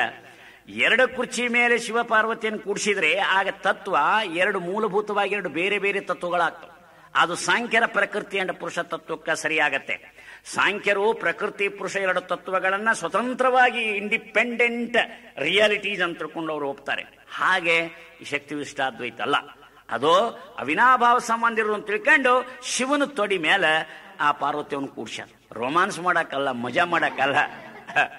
ಅದನ್ನ ನಿಮಗೆ ಹೇಳ್ಬೋದು, ಜೋಕಾಗಿ ಹೇಳ್ಬೋದು. ಒಬ್ಬ ಡಾಕ್ಟರ್ ಇದ್ದ, ಅವನು ಭಾಳ ಗಂಡ ಹೆಂಡತಿ ಭಾಳ 63 ಇದ್ರು. ಅವನು ಭಾಳ ಜೋಕ್ ಹೇಳ್ತಿದ್ದ. ಒಮ್ಮೆ ಬಂದ, ನೋಡ್ರಿ ಹಿಂದಿನ ಜನ ಏನ್ರಿ ಗಂಡ ಹೆಂಡತಿ ಮಾತಾಡೋದು, ಮಕ್ಕಳಾದ್ರೂ ಸಹಿತ ಇಬ್ರು ಕೂಡಿ ಮಾತಾಡಕ್ಕೆ ನಾಸ್ತಿದ್ರು. ನೋಡ್ರಿ ನಾವು ವೇಟ್ ಫಾರ್ವರ್ಡ್ ಅದೀವಿ. ನೋಡ್ರಿ ನಾನು ಹೆಂಡ್ತಿ ನಾನು ಸ್ಕೂಟರ್ ಮೇಲೆ ಕೂಡಿಸ್ಕೊಂಡು ಹೋಗ್ತೀನಿ, ಕೈ ಹಿಡ್ಕೊಂಡು ಸಿನಿಮಾಕ್ಕೆ ಹೋಗ್ತೀವಿ. ನಾವು ಲಗ್ನಕ್ಕಿಂತ ಮೊದಲೇ ಮಾತಾಡಿರ್ತೀವಿ. ಇವ್ರು ಲಗ್ನ ಆಗಿ ಇಷ್ಟು ದಿನ ಆದ್ರೂ ಮಾತಾಡೋದಿಲ್ಲ, ನಾವು ಭಾಳ ಫಾರ್ವರ್ಡ್ ಅದೀವಿ ಅಂತ ಹೇಳ್ದ. ಅವನಿಗೆ ನಾನು ಬುದ್ಧಿ ಕಲಿಸ್ಬೇಕಂತ ಒಮ್ಮೆ ಏನು ಹೇಳಿದೆ, ನೋಡಪ್ಪ ನೀನು ಭಾಳ ಫಾರ್ವರ್ಡ್ ಇದೀವಿ ನನಗೆ ಗೊತ್ತು, ಆದ್ರೂ ನಮ್ಮ ಶಿವಪ್ಪನಟ್ ಫಾರ್ವರ್ಡ್ ಇಲ್ಲ ಅಂತಂದೆ ನಾನು. ಅದೇ ಹಂಗ್ರಿ ಅಂದವ. ನೋಡು, ಆ ಕೈಲಾಸದೊಳಗೆ ಅನೇಕ ಗಣಗಳ ಎದುರಿಗೆ ಆ ಶಿವ ತನ್ನ ಹೆಂಡತಿಯನ್ನು ತೊಡಿ ಮೇಲೆ ಕೂಡಿಸ್ಕೊಂಡಾನ. ನೀನು ನಿನ್ನ ಮಕ್ಕಳ ಎದುರಿಗೆ ಹೆಂಡತಿಯನ್ನು ತೊಡಿದ ಮೇಲೆ ಕೂಡಿಸ್ತೀಯೇನೋ ಅಂದೆ. ಬಿಡ್ರಿ ಅಂದ, ನಾಚಿಕೆ ಆಯ್ತವ. ಆದ್ದರಿಂದ ಅದ್ರ ಮರ್ಮ ಏನು ಅಂತಂದ್ರೆ, ಶಿವನ ತೊಡಿ ಮೇಲೆ ಪಾರ್ವತಿ ಕೂತಾಳಂದ್ರೆ ಶಿವನ ಬಿಟ್ಟು ಪಾರ್ವತಿ ಇಲ್ಲ, ಆ ಶಿವನ ಬಿಟ್ಟು ಶಕ್ತಿ ಅನ್ನೋದು ಬೇರೆಯಾಗಿ ಇಲ್ಲ ಅನ್ನೋದನ್ನ ಕವಿಗೆ ಹೇಳ್ಬೇಕಾಗಿದೆ. ಆದ್ರಿಂದ ವಾಮ ಆಕ ತೊಡೆಯ ಮೇಲೆ ಪಾರ್ವತಿ ಇದ್ಲು ಅನ್ನೋದನ್ನು ವರ್ಣನೆ ಮಾಡ್ತಾರೆ. ಅದು ಏನ್ ತತ್ವ ಅಂದ್ರೆ ಶಕ್ತಿವಿಷ್ಟಾದ್ವೈತವನ್ನ ಹೇಳಲಿಕ್ಕೆ ಮಾಡಿರ್ತಕ್ಕಂಥದ್ದು. ಈಗ ಸಹಜ ನೀವು ತಿಳ್ಕೊಳ್ರಿ, ಅಪ್ಪ ಅಮ್ಮ ಕೂತಿರ್ತಾರೆ, ನಿಮಗೆ ಸ್ಕೂಲ್ಗೆ ಹೋಗ್ಬೇಕಾಗ್ಯಾನ, ಅವತ್ತು ಪರೀಕ್ಷೆ ಇದೆ. ಆ ತಂದೆ ತಾಯಿ ಹರಕೆಯನ್ನು ತಗೊಂಡು ಹೋಗ್ಬೇಕು ಅಂತ ಇಚ್ಛಾ ಆಯ್ತು. ನೀವು ಬರೇ ತಂದೆಯನ್ನ ನೀವು ನಮಸ್ಕಾರ ಮಾಡಿ, ತಂದೆಗೆ ನಮಸ್ಕಾರ ಮಾಡಿ ಅವರ ಆಶೀರ್ವಾದ ತಗೊಂಡು ಹೋದ್ರ ತಾಯಿ ಅಂತಾಳ, 9 ತಿಂಗಳವರೆಗೆ ಗರ್ಭದಲ್ಲಿ ಹೊತ್ತುಕೊಂಡು 9 ವರ್ಷಗಳವರೆಗೆ ನಿನ್ನನ್ನು ಕಂಕುಳದಲ್ಲಿ ಎತ್ಕೊಂಡು ಲಾಲನೆ ಪಾಲನೆ ಮಾಡಿದ್ದೀನಿ, ನನಗೆ ನಮಸ್ಕಾರ ಮಾಡೋದಿಲ್ಲ ಅಂತ ತಿಳ್ಕೊಂಡು ತಾಯಿಗೆ ಬೇಜಾರಾಗುತ್ತೆ. ಆಕೆ ಹರಕೆ ಆಶೀರ್ವಾದ ಸಿಗೋದಿಲ್ಲ. ಬರೇ ತಾಯಿಗೆ ನಮಸ್ಕಾರ ಮಾಡಿ ತಂದೆಗೆ ಬಿಟ್ರೆ ತಂದೆ ಅಂತಾನೆಲ್ಲ ಬುಡ್ಡಿ ಮಗನ, ನಾನಿಲ್ಲಿದ್ರೆ ನೀನೆಲ್ಲಿ ಉಡ್ತಿದ್ಯೋ ಅಂತ ತಿಳ್ಕೊಂಡು ಅವನು ಬೇಜಾರು ಮಾಡ್ತಾನ, ಅವನ ಅನುಗ್ರಹ ಸಿಗೋದಿಲ್ಲ. ಅದಕ್ಕೇನ್ ಮಾಡ್ಬೇಕು? ಕಾಳಿದಾಸನ ಹಾಗೆ ಪಾರ್ವತಿ ಪರಮೇಶ್ವರ ಔ ಅಂತ ಹೇಳಿದ. ಸಂಸ್ಕೃತದಲ್ಲಿ ಏಕವಚನ ದ್ವಿವಚನ ಬಹುವಚನ ಅಂತದ ತಿಳಿತಾನೆ. ಉಳಿದೆಲ್ಲ ಭಾಷೆ ಏಕವಚನ ಬಹುವಚನ ಇದ್ರೆ ಸಂಸ್ಕೃತದಲ್ಲಿ ಏಕವಚನ ದ್ವಿವಚನ ಬಹುವಚನ. ರಾಮ ರಾಮು ರಾಮ ಅಂತ ತಿಳ್ಕೊಂಡು ಹೇಳ್ತಾರೆ. ಆದ್ರಿಂದ ಏನ್ ಮಾಡೋದು? ಆ ಇಬ್ರಿಗೂ ನಮಸ್ಕಾರ ಮಾಡಿದ. ಯಾರಿಗೆ? ಪಾರ್ವತಿ ಪರಮೇಶ್ವರ ಇಬ್ಬರಿಗೆ ನಮಸ್ಕಾರ ಹೆಂಗ್ ಮಾಡ್ತಾನೆ ಕಾಳಿದಾಸ, ಅದರಂತೆ ನಾವೇನ್ ಮಾಡ್ಬೋದು? ತಾಯಿ ತಂದೆ ಉಭಯತರಿಗೂ ನಮಸ್ಕಾರ ಮಾಡ್ತೀವಿ ಅಂತ ತಿಳ್ಕೊಂಡು ನಮಗೆ ಶರಣರು ಅಂತ ಹೇಳ್ತಾರೆ. ಅದಕ್ಕೆ ಶರಣರು ಏನ್ ಮಾಡ್ತಾರ? ಬರೀ ಅಪ್ಪನನ್ನು ಒಪ್ಪೋದಿಲ್ಲ, ಬರೀ ಅವ್ವನನ್ನು ಒಪ್ಪೋದಿಲ್ಲ, ಅಪ್ಪ ಅವ್ವ ಉಭಯತರನ್ನು ಒಪ್ತಾರ. ಆದ್ರೆ ಬೇರೆ ಬೇರೆ ಅದರಂತ ಒಪ್ಪೋದಿಲ್ಲ. ಇಬ್ರು ಆ ಜೇಡರ ಹುಳು ಒಂದೇ ಅಖಂಡವಾಗಿದ್ರು ಸಹಿತ ತನ್ನಂತರ್ಗತವಾಗಿ ರಸ ಹೆಂಗಿರ್ತದೆ ಹಂಗೆ ಆ ಪರಾತ್ಪರಸ್ತು ಪರಮಾತ್ಮನಲ್ಲಿ ಅಂತರ್ಗತವಾಗಿ ಅವ್ಯಕ್ತವಾಗಿ ಆ ಶಕ್ತಿ ತತ್ವ ಅದ ಅನ್ನುವಂಥ ಮಾತನ್ನ ಅವ್ರು ಒಪ್ತಾರೆ. ಅದಕ್ಕಾಗಿ ಇಲ್ಲಿ ಶಕ್ತಿವಿಶಿಷ್ಟಾದ್ವೈತ ತತ್ವವನ್ನ ಶರಣರು ಒಪ್ತಾರೆ ಅನ್ನುವಂಥ ಮಾತನ್ನ ನಾವು ನೋಡಬಹುದು. ಇನ್ನ ಬರೀ ಶರಣರು ಒಪ್ಪ್ಯಾರ ಅಂತ ಹಿಂಗೇನಿಲ್ಲ, ಶಂಕರಾಚಾರ್ಯರು ಒಪ್ಪ್ಯಾರ. ಶಂಕರಾಚಾರ್ಯ ಒಪ್ಪಿದ್ದಕ್ಕೆ ಒಂದು ಆಖ್ಯಾಯಿಕೆಯನ್ನು ಹೇಳ್ತೀವಿ. ಶಂಕರಾಚಾರ್ಯರು ಕೇವಲ ಬ್ರಹ್ಮವನ್ನ ಹೇಳ್ತಾ ಪ್ರತಿಪಾದನೆ ಮಾಡ್ತಾ ಇಡೀ ಭಾರತದ ಉದ್ದಗಲಕ್ಕೂ ಅಡ್ಡಾಡಿದ್ರು. ಪೂರ್ವ ಪಶ್ಚಿಮ ದಕ್ಷಿಣ ಉತ್ತರ ಕಡೆಯೆಲ್ಲ ಅಡ್ಡಾಡಿ ಅಲ್ಲೆಲ್ಲ ತಮ್ಮ ಪೀಠವನ್ನ ಅದ್ವೈತ ಪೀಠವನ್ನ ಪ್ರತಿಷ್ಠಾಪನೆ ಮಾಡಿದ್ರು. ಒಮ್ಮೆ ಕಾಶ್ಮೀರಕ್ಕೆ ಬರ್ತಾರೆ. ಕಾಶ್ಮೀರದಲ್ಲಿ ಒಬ್ಬ ರಾಜ ಇರ್ತಾನೆ. ಹಿಂದಕಿನ ರಾಜರು ಬಹಳ ಒಳ್ಳೆಯವರು ಇರ್ತಿದ್ರು. ಅವ್ರೇನ್ ಮಾಡ್ತಿದ್ರು? ಆಸ್ಥಾನ ಪಂಡಿತರಿಗೆ ಬೇರೆ ಬೇರೆ ಮತದವರಿದ್ರು, ಜಾತಿಯವರಿದ್ರು, ಬೇರೆ ಬೇರೆ ಸಿದ್ಧಾಂತವನ್ನು ಮಂಡಿಸುವವರಿಗೂ ಸಹಿತ ಅವಕಾಶ ಕೊಡ್ತಿದ್ರು. ಅವರು ಚಾರ್ವಾಕರಲ್ಲಿ, ಜೈನರಲ್ಲಿ, ಬೌದ್ಧರಲ್ಲಿ, ವೈಷ್ಣವರಲ್ಲಿ, ಶೈವರಲ್ಲಿ, ಇನ್ಯಾರೇ ಇರಲಿ, ಏನೇ ತತ್ವ ಏನೇ ಸಿದ್ಧಾಂತವನ್ನು ಮಂಡಿಸಲಿ ಅದನ್ನು ಶಾಂತವಾಗಿ ಕೇಳ್ತಕ್ಕಂಥ ಆ ಸುದು ಹೃದಯ ಅವರಲ್ಲಿ ಇತ್ತು. ಅದಕ್ಕಾಗಿ ಎಲ್ಲವನ್ನು ತಿಳ್ಕೋಬೇಕು. Listen to all, follow one. ನಾ ಹೇಳ್ತೀನಿ, ಎಲ್ಲ ಕೇಳಬೇಕು, ನಮ್ಗೆ ಯಾವ ಸರಿ ಇರ್ತದ ಅದರಂತೆ ನಾವು ನಡಿಬೇಕು. ಎಲ್ಲ ಮಹಾತ್ಮರನ್ನು ಗೌರವಿಸಬೇಕು. ಏನು? Respect all, adore one. ಎಲ್ಲರನ್ನು ಗೌರವಿಸಬೇಕು, ನಮ್ಮ ಗುರುವನ್ನು ನಾವು ಪೂಜಿಸಬೇಕು. ಇದು ವಿಶಾಲವಾಗಿರ್ತಕ್ಕಂಥ ಈ ಧಾರ್ಮಿಕ ಮನೋಭಾವನೆ. ಇದನ್ನ ನಾವು ಯಾವಾಗಲೂ ನೆನ್ಪು ಮಾಡಬೇಕು. ಅವಾಗ ಏನ್ ಹೇಳ್ತಾರೆ? ಅಲ್ಲಿ ಶಂಕರಾಚಾರ್ಯರು ಕಾಶ್ಮೀರಕ್ಕೆ ಬಂದಾಗ ಒಂದು ಘಟನೆ ನಡೀತು. ಆಖ್ಯಾಯಿಕೆ ಅದ, ಬಹಳ ಚಂದ ಅದ, ನಾವು ತಿಳ್ಕೋಬಹುದು. ಏನಂದ್ರೆ ಅವರು ಬ್ರಹ್ಮತತ್ವವನ್ನೇ ಸ್ಥಿರೀಕರಿಸಬೇಕು ಅಂತ ಅದ್ವೈತ ಸಿದ್ಧಾಂತವನ್ನೇ ಮಂಡಿಸಬೇಕು, ಕೇವಲಾದ್ವೈತವನ್ನ, ಕೇವಲ ಬ್ರಹ್ಮತತ್ವವನ್ನ ಹೇಳಬೇಕು ಅನ್ನುವಂಥ ಒಂದು ಮನೋಭಾವನೆಯಿಂದ ಅವನು ಹೋಗಿರ್ತಾನೆ. ವಾದ ವಿವಾದ ಮಾಡಿ ಎಲ್ಲರನ್ನು ಸೋಲಿಸಬೇಕಂತ ಹೋಗುವಂಥ ಪ್ರಸಂಗದೊಳಗ ಅಲ್ಲಿರ್ತಕ್ಕಂಥ ಕಾಶ್ಮೀರಿ ಜನ ಶಕ್ತಿ ಪೂಜಕರಿದ್ದರಂತ. ಆವಾಗ ಅವ್ರು ಕೇಳಿದ್ರಂತ, ದೇವಿ ಜಗನ್ಮಾತೆ, ನಿನ್ನನ್ನು ನಾವು ದಿನಾಲೂ ಪೂಜಿಸ್ತೇವೆ, ಮತ್ತ ನಿನ್ನನ್ನೇ ಖಂಡನ ಮಾಡ್ಲಿಕ್ಕೆ ಶಂಕರಾಚಾರ್ಯ ಬಂದ್ರೆ ಮುಂದೆ ನಮ್ಮ ಆಸ್ಥಾನದೊಳಗ ಶಕ್ತಿ ತತ್ವ ಖಂಡನ ಆದ್ರೆ ನಮ್ಮಂತವ್ರ ಗತಿ ಏನು, ರಾಜನ ಗತಿ ಏನು, ಶಕ್ತಿಯನ್ನು ಒಪ್ಪಿದಂತ ನಂಬಿರ್ತಕ್ಕಂಥ ನಮ್ಮ ಗತಿ ಏನು ಅಂತ ತಿಳಿದುಕೊಂಡು ಕೇಳ್ಕೊಂಡ್ರು. ಆವಾಗ ಶಕ್ತಿ ಅಥವಾ ದೇವಿ ಜಗನ್ಮಾತೆ ಆಶ್ವಾಸನ ಕೊಟ್ರು ಶಿಷ್ಯರಿಗೆ, ನೀವೇನು ಚಿಂತೆ ಮಾಡಬೇಡ್ರಿ, ನಾನು ಶಂಕರಾಚಾರ್ಯ ಬುದ್ಧಿ ಕಲಿಸ್ತೀನಿ ಅಂತ. ಆವಾಗ ಅವರು ಹೋದ ನಂತರ ಇಲ್ಲಿ ಬೆಳಿಗ್ಗೆ ಆಸ್ಥಾನಕ್ಕೆ ಕರೀಲಿಕ್ಕೆ ಬರ್ತಾರೆ, ರಾಜನ ಉಳಿಗಿದವ್ರು ಬಂದು ಕರೀಲಿಕ್ಕೆ ಬರ್ತಾರ. ಆವಾಗ ದೇವಿ ಏನ್ ಮಾಡಿದ್ಲು ಅಂತಂದ್ರೆ ಕ್ರಿಯಾಶಕ್ತಿಯನ್ನ ಹೀರ್ಕೊಂಡ್ಬಿಟ್ಟಿದ್ಲು. ಕ್ರಿಯಾಶಕ್ತಿಯನ್ನು ಹೀರ್ಕೊಂಡು ಬಂದಾಗ ಅವನು ಶಂಕರಾಚಾರ್ಯನ ಕೈಕಾಲಾಗೆಲ್ಲ ಶಕ್ತಿ ಇಲ್ದಂಗಾಗಿ, ನಾವಂತೇ ನೋಡ್ರಿ ಕೈಕಾಲೆಲ್ಲ ಶಕ್ತಿನೇ ಹೋಗ್ಯವ್ರಿ, ಸುಸ್ತಾಗ್ಬಿಟ್ಟತಿ ಅಂತೇನೋದಲ್ಲ, ಹಾಗೆ ಇವತ್ತು ಸುಸ್ತಾಗ್ಯದ, ನನ್ನ ಕೈಕಾಲಾಗ ಶಕ್ತಿನೇ ಇಲ್ಲ, ಅಲ್ಲಿ ಬರ್ಲಿಕ್ಕೂ ಆಗೋದಿಲ್ಲ, ನನಗೆ ಮಾತಾಡೋಕ್ಕೂ ಆಗಲ್ಲ, ಇವತ್ತ ನಾಳೆ ಬರ್ರಿ ಅಂತ. ಆವಾಗ ನಾಳೆ ಮರುದಿವ್ಸ ಬರ್ತಾರೆ. ಆವಾಗ ಏನ ಮಾಡ್ತಾರೆ ಅಂತಂದ್ರೆ ಅವತ್ತ ಇಚ್ಛಾಶಕ್ತಿಯನ್ನ ತಕೊಂಡ್ಬಿಡ್ತಾ. ಆವಾಗ ಇವ್ರು ಬರ್ತಾರೆ, ಆಸ್ಥಾನಕ್ಕೆ ಬನ್ನಿ, ವಾದ ಮಾಡಕ್ ಬನ್ನಿ, ರಾಜರು ಹೇಳಿ ಕಳಿಸಿದಾರೆ ಬನ್ನಿ ಅಂತ. ಆವಾಗ ಅವಂತಾನೆ, ಇವತ್ತು ನನ್ನ ಮನಸ್ಸೇ ಇಲ್ಲ, ಲವಲವಿಕೆನೇ ಇಲ್ಲ, ಮಾತನಾಡಬೇಕು, ವಾದ ಮಾಡಬೇಕು, ಗೆದಿಬೇಕು ಅನ್ನುವಂಥದ್ದೊಂದು ಏನೊಂದು ಇಚ್ಛಾಶಕ್ತಿ ಮನುಷ್ಯನ ಇರ್ತತೆ, ಆ ಶಕ್ತಿ ಎಲ್ಲ ಹೊರಟೋಗ್ಯದಪ್ಪ, ನಾಳೆ ಬನ್ನಿ. ಅವ್ರು ಹೋಗ್ತಾರೆ. ಆಮೇಲೆ ಮರುದಿವ್ಸ ಮತ್ತೆ ಬೆಳಿಗ್ಗೆ ಬರ್ತಾರೆ. ಅವತ್ತೇನಾಗೈತೆ, ಜ್ಞಾನಶಕ್ತಿಯನ್ನ ತಕೊಂಡ್ಬಿಟ್ಟಿದ್ಲು ದೇವಿ.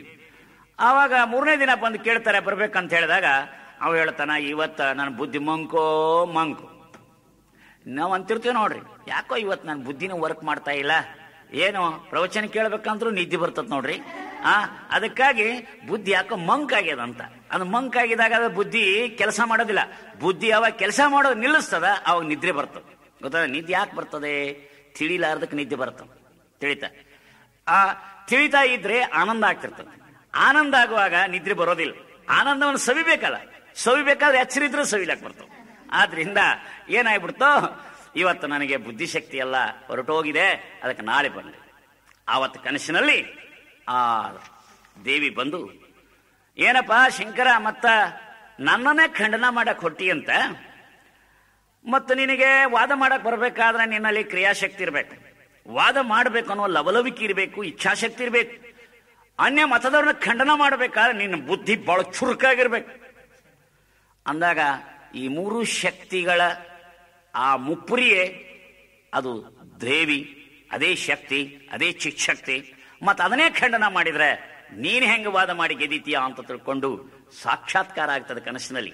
ಆವಾಗ ಅವನಂತಾನೆ, ಅಯ್ಯೋ ನಾನು ಎಂತ ಪ್ರಮಾದ ಮಾಡ್ತಿದ್ನಿ ಅಂತ ತಿಳ್ಕೊಂಡು ಸೌಂದರ್ಯ ಲಹರಿ ಅನ್ನುವಂಥ ಒಂದು ಗ್ರಂಥವನ್ನೇ ಬರೀತಾನೆ. ಆ ಸೌಂದರ್ಯ ಲಹರಿ ಅನ್ನುವಂಥ ಗ್ರಂಥ ಇವತ್ತು ದೇವಿ ಪೂಜೆ ಮಾಡ್ತಕ್ಕಂಥವ್ರು ಅದನ್ನ ಅವ್ರು ಬಳಸ್ಕೋತಾರ.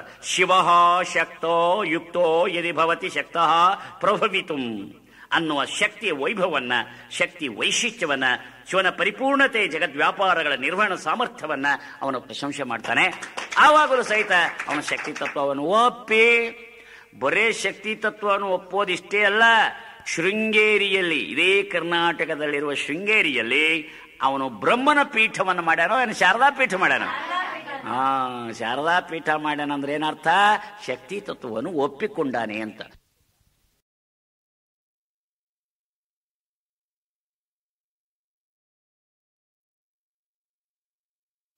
ಶಕ್ತಿ ತತ್ವವನ್ನ ಶಂಕರಾಚಾರ್ಯರು ಒಪ್ಪಿಕೊಂಡಾರ. ಅವರ ಅನುಯಾಯಿಗಳಾಗಿ ಶಂಕರಾಚಾರ್ಯನ ಪರಮಾವತಾರಿ ಅನಿಸ್ಕೊಳ್ತಕ್ಕಂಥ ಇನ್ನೊಬ್ಬ ಮಹಾಘನ ಪಂಡಿತ ವಿದ್ಯಾರಣ್ಯ ಮುನಿಗಳಂತ ಬರ್ತಾರೆ. ಅವರು ಶಂಕರಾಚಾರ್ಯ ಅವತಾರ ಅಂತ ಹೇಳ್ತಾರೆ. ಅವರು ಸಹಿತ ನ ಕೇವಲಂ ಬ್ರಹ್ಮೈವ ಜಗತ್ ಕಾರಣಂ ನಿರ್ವಿಕಾರತ್ವಾತ್ ನಾಪಿ ಕೇವಲಂ ಶಕ್ತಿ ಕಾರಣಂ ಸ್ವತಂತ್ರಾಭಾವಾತ್ ತಸ್ಮಾದ್ ವಯಮಿಲಿತ್ವೈವ ಜಗತ್ ಕಾರಣಂ ಭವತಿ.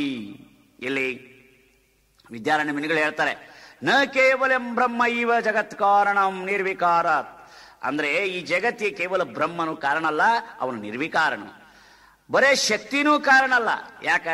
ಶಕ್ತಿಗೆ ಸ್ವತಂತ್ರತೆ ಇಲ್ಲ, ಆದ್ದರಿಂದ ಶಿವ ಮತ್ತು ಶಕ್ತಿ ಎರಡೂ ಕೂಡಿ ಈ ಜಗತ್ತಿಗೆ ಕಾರಣರಾಗಿದ್ದಾರೆ ಎನ್ನುವಂಥ ಮಾತನ್ನ ಅವ್ರು ಒಪ್ತಾರೆ. ಅವ್ರು ಎಂಥ ಕಾರಣರಾಗಿದ್ದಾರೆ ಅಂತಕ್ಕಂಥದ್ದು ಶಾಸ್ತ್ರದಲ್ಲಿ ಹೇಳ್ತಾರೆ, ಅಭಿನ್ನ ನಿಮಿತ್ತೋಪಾದಾನ ಕಾರಣ. ಅಭಿನ್ನ ನಿಮಿತ್ತೋಪಾದಾನ ಕಾರಣ ಅಂತ ಯಾಕೆ ಹೇಳ್ತಾರಪ್ಪ ಅಂತಂದ್ರೆ, ಈಗ ನೋಡ್ರಿ, ನಾವು ಉದಾಹರಣೆ ಹೇಳುವಾಗ ಈ ಟೇಬಲ್ ಅಥವಾ ಮೇಜ್ಗೆ ಎರಡು ಕಾರಣ ಅಂತ ಹೇಳ್ತೀವಿ. ಯಾವುದೋ ಕಟ್ಟಿಗೆ ಉಪಾದಾನ ಕಾರಣ, ಆಮೇಲೆ ಬಡಿಗೆ ನಿಮಿತ್ತ ಕಾರಣ ಅಂತ ಹೇಳ್ತೀವಿ. ಅಲ್ಲಿ ಅಭಿನ್ನ ನಿಮಿತ್ತೋಪಾದಾನ ಕಾರಣ ಅಲ್ಲ, ದೃಷ್ಟಾಂತ ಸಲುವಾಗಿ ನಿಮಗೆ ಹೇಳಿ ತಿಳ್ಕೊಳ್ಳೋ ಸಲುವಾಗಿ ಹೇಳಿರೋ ಮಾತು. ಅವರಿಬ್ರು ಅಭಿನ್ನ ಅಲ್ಲ, ಭಿನ್ನ ಭಿನ್ನದ. ಹಾಗೆ ಈ ಜಗತ್ತಂತಕ್ಕಂಥ ಈ ಟೇಬಲ್ಗೆ ಅಥವಾ ಘಟ ಅಂತ ತಿಳ್ಕೊಳ್ರಿ, ಗಡಿಗೆ ಅಂತ ತಿಳ್ಕೊಳ್ರಿ. ಗಡಿಗೆಗೆ ನಿಮಿತ್ತ ಕಾರಣ ಕುಂಬಾರ, ಉಪಾದಾನ ಕಾರಣ ಮಣ್ಣು. ಇಲ್ಲಿ ಮಣ್ಣು ಮತ್ತು ಕುಂಬಾರ ಅಭಿನ್ನ ನಿಮಿತ್ತ ಇಲ್ಲ, ಅವರು ಬೇರೆ ಬೇರೆ ಅದ. ಆದ್ರೂ ತಿಳ್ಕೊಳ್ಳೋ ಸಲುವಾಗಿ ಹೇಳಿರ್ತಕ್ಕಂಥ ಮಾತು ಅವನು ತಿಳ್ಕೋಬೇಕು. ಅದಕ್ಕೆ ಯಾವುದೇ ದೃಷ್ಟಾಂತ ಏಕದೇಶೀಯವಾಗಿ ತಿಳ್ಕೋಬೇಕೇನ ಪರಿಪೂರ್ಣ ಇರೋದಿಲ್ಲ ದೃಷ್ಟಾಂತಗಳು. ಘಟ ಗಡಿಗೆಗೆ ಅವು ಎರಡು ಕಾರಣ. ಹಾಗೆ ವಿಶ್ವ ಎಂಬಂತ ದೊಡ್ಡದೊಂದು ಕುಂಭ ಅದ. ಈ ಕುಂಭಕ್ಕೆ ಯಾರ ಕಾರಣಪ್ಪ ಅಂತಂದ್ರೆ ಶಿವ ನಿಮಿತ್ತ ಕಾರಣ, ಶಕ್ತಿ ಉಪಾದಾನ ಕಾರಣ. ಆದ್ರೆ ಅವರಿಬ್ರು ಹೆಂಗದಾರ? ರವಿ ರಶ್ಮಿಯಂತೆ, ಚಂದ್ರ ಚಂದ್ರಿಕೆಯಂತೆ, ದೀಪ ದೀಪ್ತಿ ಅಂತ ಇರೋದ್ರಿಂದ ಅದಕ್ಕೇನಂತಾರ? ಅಭಿನ್ನ ನಿಮಿತ್ತ ಉಪಾದಾನ. ಆದ್ರಿಂದ ಅಭಿನ್ನ ನಿಮಿತ್ತೋಪಾದಾನ ಕಾರಣ ಅಂತ ಹೇಳಿ ಈ ಸೃಷ್ಟಿಗೆ ಪರಮಾತ್ಮ ಎಂಥ ಕಾರಣ ಅಂತ ಕೇಳಿದ್ರೆ ಏನಂತಾರೆ? ಅಭಿನ್ನ ನಿಮಿತ್ತೋಪಾದಾನ ಕಾರಣ ಅನ್ನುವಂಥ ಮಾತನ್ನ ಹೇಳ್ತಾರೆ. ಶಂಕರಾಚಾರ್ಯ ಹೇಳ್ತಾರೆ, ಅವರ ಅನುಯಾಯಿಗಳು ಹೇಳ್ತಾರೆ, ಸಾಮಾನ್ಯವಾಗಿ ಎಲ್ಲರೂ ಈ ಮಾತನ್ನು ಒಪ್ತಾರೆ. ಕೆಲವರು ಏನು ಹೇಳ್ತಾರಪ್ಪ ಅಂತಂದ್ರೆ, ಶಕ್ತಿವಿಷ್ಟಾದ್ವೈತವನ್ನು ಒಪ್ಪೋರು ಯಾರೋ ಅವರು ವೀರಶೈವರು ಅಂತ ಒಂದು ಪುಸ್ತಕದಾಗ ಬರ್ದಾರ. ಆದ್ರೆ ಹಂಗಲ್ಲ, ಅದು ತಪ್ಪು. ನೋಡ್ರಿ, ಶಕ್ತಿವಿಷ್ಟಾದ್ವೈತವನ್ನು ಇವರೇ ಒಪ್ಪಬೇಕು, ಅವರೇ ಒಪ್ಪಬೇಕಂತಲ್ಲ, ಒಂದು ಧರ್ಮದವರು ಒಪ್ಪಬೇಕಂತಲ್ಲ. ಅದೊಂದು ಸಿದ್ಧಾಂತ, ಯೂನಿವರ್ಸಲ್ ಟ್ರುತ್ ಅದ. 2+2=4 ಅನ್ನೋದು ಹೆಂಗೆ ಯೂನಿವರ್ಸಲ್ ಟ್ರುತ್ ಅದ, ಅದನ್ನು ಪ್ರತಿಯೊಬ್ಬ ಬುದ್ಧಿವಂತ ಮನುಷ್ಯ ಎಲ್ಲರೂ ಹೆಂಗೆ ಒಪ್ತಾರೆ. ಹಾಗೆ ಶಕ್ತಿವಿಷ್ಟಾದ್ವೈತ ತತ್ವವನ್ನು ಜಗತ್ತಿನ ಪ್ರತಿಯೊಬ್ಬ ಮಾನವನು ಒಪ್ಪಲೇಬೇಕು. ಹಂಗಂದ್ರೆ ಏನ್ರಿ? ನಾನು ಅಪ್ಪ ಅವು ಹುಟ್ಟೀನಿ ಅಂತ ಯಾರು ಹೇಳ್ತಾರ ಅವರೆಲ್ಲರೂ ಶಕ್ತಿವಿಷ್ಟಾದ್ವೈತ ಒಪ್ಪಲೇಬೇಕು. ಶಕ್ತಿವಿಷ್ಟಾದ್ವೈತ ಒಪ್ಪುವುದಂದ್ರು ಒಂದೇ, ನಾನು ಅಪ್ಪ ಅವು ಹುಟ್ಟೀನಿ ಅಂದ್ರು ಒಂದೇ. ಈ ಜಗತ್ತಿನಾಗ ಯಾವ ಮನುಷ್ಯ, ಅವನು ಹಿಂದೂನೇ ಇರಲಿ, ಮುಸಲ್ಮಾನ್ ಇರಲಿ, ಕ್ರಿಶ್ಚಿಯನ್ ಇರಲಿ, ಯಾರೇ ಇರಲಿ, ಅವರು ನಾ ಅಪ್ಪ ಹುಟ್ಟಿನಂತ ಒಪ್ಕೋತಾರಿಲ್ಲ. ಮತ್ತೆ ಅಪ್ಪ ಹುಟ್ಟಿನಂತ ಯಾರು ಒಪ್ಕೋತಾರ ಅವರೆಲ್ಲರೂ ಶಕ್ತಿವಿಷ್ಟಾದ್ವೈತ ಒಪ್ಪಿಕೊಂಡಾಗ. ಇದು ತಿಳ್ಕೋಬೇಕು. ಲಿಂಗಾಯತರು ಒಪ್ಕೋಬೇಕಂತೇನು?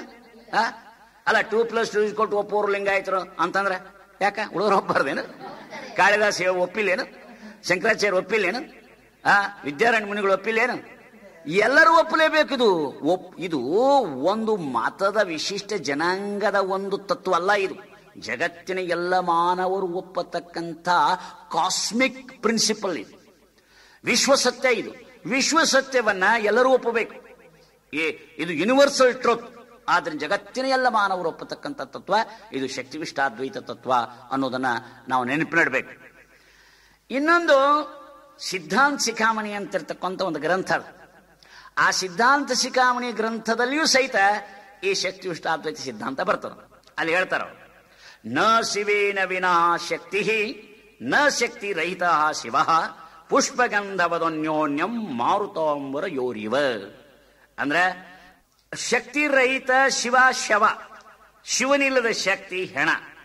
ವಿದ್ಯುತ್ ಫ್ಯಾಕ್ಟರಿ ಏನು ಹೆಂಗೆ ಕೆಲಸ ಮಾಡೋದಿಲ್ಲೋ ಹಾಗೆ ಶಕ್ತಿ ಅವಶ್ಯವಾಗಿ ಬೇಕು ಅನ್ನುವಂಥ ಮಾತನ್ನ ಇಲ್ಲಿ ಪುಷ್ಪ ಗಂಧದಲ್ಲಿ ಹೆಂಗೆ ಸಂಬಂಧದ ಹಾಗೆ ಶಿವಶಕ್ತಿ ಸಂಬಂಧವನ್ನ ಸಿದ್ಧಾಂತ ಶಿಖಾಮಣಿ ಗ್ರಂಥ ಹೇಳ್ತದೆ. ಇಲ್ಲಿ ಒಂದು ಮಾತು, ಸಿದ್ಧಾಂತ ಶಿಖಾಮಣಿ ಬಗ್ಗೆ ಬಹಳ ಜನರು ಪ್ರಶ್ನೆ ಕೇಳ್ತಿರ್ತಾರ ಮತ್ತು ದಿಶಾಭೂಲು ಮಾಡತಕ್ಕಂಥ ಜನರು ಸಹಿತ ಸಿದ್ಧಾಂತ ಶಿಖಾಮಣಿ ತೆಗೆದುಕೊಂಡು ಬಸವಣ್ಣನಿಗೆ ಗುರುತ್ವ ಕೊಡಬಾರದು, ಬಸವಣ್ಣನಿಗಿಂತಲೂ ಪೂರ್ವದಲ್ಲಿಯೇ ಈ ಸಿದ್ಧಾಂತ ಶಿಖಾಮಣಿ ಗ್ರಂಥ ಇತ್ತು. ಅದರಲ್ಲಿ ಕೆಲವರು ಹೇಳ್ತಾರ ಅದು 7ನೇ ಶತಮಾನದಲ್ಲಿ ಶಿವಯೋಗಿ ಶಿವಾಚಾರ್ಯ ಬರೆದ್ರು ಅಂತ ಕೆಲವರು ಹೇಳ್ತಾರ. ಇದು ಅತಿ ಪುರಾತನ ಇತ್ತು, ಇದು ರಾಮಾಯಣದ ಕಾಲದಲ್ಲೇ ಇತ್ತು. ರೇಣುಕಾಚಾರ್ಯ ವಿಭೀಷಣಿಗೆ ಅಗಸ್ತ್ಯಮನಿಗೆ ಬೋಧೆ ಮಾಡಿದ್ರು. ಆವಾಗ ಆ ರೇಣುಕಾಚಾರ್ಯರು ಅಲ್ಲಿ 3 ಕೋಟಿ ಲಿಂಗಗಳನ್ನ ಪ್ರತಿಷ್ಠಾಪನ ಮಾಡಿದ್ರು, ವಿಭೀಷಣನಿಗೆ ಬೋಧೆ ಮಾಡಿದ್ರು ಅನ್ನುವಂಥ ಮಾತು ಬರ್ತದೆ. ಇದೆಲ್ಲ ಕಾಲ್ಪನಿಕ ಪೌರಾಣಿಕವಾಗಿರ್ತಕ್ಕಂಥ ಮಾತು. ಇನ್ನು ಕೆಲವರು ಹೇಳ್ತಾರ, ಬಹಳ ವಿಚಿತ್ರ ಐತಿ. ನಿನ್ನೊಬ್ಬ ಸ್ವಾಮಿಗಳೇ ಭೇಟಿಯಾಗಿದ್ರು, ಅವ್ರು ಹೇಳಿದ್ರು ಧರ್ಮ ಗ್ರಂಥ ಬರಿಬೇಕಾದ್ರೆ ಧರ್ಮ ಗ್ರಂಥ ಹಿಂಗಿರ್ಬೇಕ್ರಿ, ಅದು ಒಬ್ಬನಿಂದ ಯಾವ ಧರ್ಮ, ಅದು ಧರ್ಮ ಹುಟ್ಟಿದಂತ ಬರೀಬಾರ್ದ್ರಿ, ಅದು ಎಂದು ಬ್ರಹ್ಮಾಂಡ ಹುಟ್ಟೇತ ಆ ಬ್ರಹ್ಮಾಂಡದಿಂದಲೇ ನಮ್ಮ ಧರ್ಮ ಐತಿರಿ ಅಂತ ತಿಳ್ಕೊಂಡು ಬರಿಬೇಕು ರೀ ಅಂದ್ರು. ನಾನು ಇಂಥ ಹುಚ್ಚರು ಕೂಡ ಮಾತಾಡಿ ಏನು ಪ್ರಯೋಜನ ಅದ? ಇವರಿಗೆ ಇಡೀ ಜಗತ್ತಿನ ಫಿಲಾಸಫಿ ಆಫ್ ರಿಲಿಜನ್ ಗೊತ್ತಿಲ್ಲ, ಸೈಕಾಲಜಿ ಆಫ್ ರಿಲಿಜನ್ ಗೊತ್ತಿಲ್ಲ, ಹಿಸ್ಟ್ರಿ ಈಗ ಗೊತ್ತಿಲ್ಲ, ಧಾರ್ಮಿಕ ಏನು ಗೊತ್ತಿಲ್ಲದಂತ ಮೂರ್ಖರು ಕೂಡ ಮಾತಾಡಬಾರ್ದು. ಅವರು ಲೌಕಿಕದಲ್ಲಿ ಬಹಳ ದೊಡ್ಡ ಅಂತಸ್ತು ಪಡ್ಕೊಂಡವರು, ಅವ್ರು ಕೂಡ ವಾದ ಮಾಡಕ್ಕೂ ಬರಲ್ಲ. ಬುದ್ಧಿ ಬೇಕಲ್ಲ ವಾದ ಮಾಡ್ಬೇಕಾದ್ರೆ. ಆದ್ರಿಂದ ಅವ್ರಿಗೆ ವಾದ ಮಾಡೋದೇನಂತ ನಾನು ಸುಮ್ಮನೆ ಬಂದೆ. ಇದನ್ನು ತಿಳ್ಕೋಬೇಕು. ಯಾವ ಧರ್ಮಗಳಲ್ಲಿ ಎರಡು ಪ್ರಕಾರ ಧರ್ಮಗಳಿರ್ತಾವೆ, ನ್ಯಾಚುರಲ್ ರಿಲಿಜನ್ ಮತ್ತು ಪ್ರಾಫಿಟಿಕ್ ರಿಲಿಜನ್. ನಿಸರ್ಗದತ್ತವಾಗಿರ್ತಕ್ಕಂಥ ಧರ್ಮಗಳು ಕೆಲವಿರ್ತವೆ.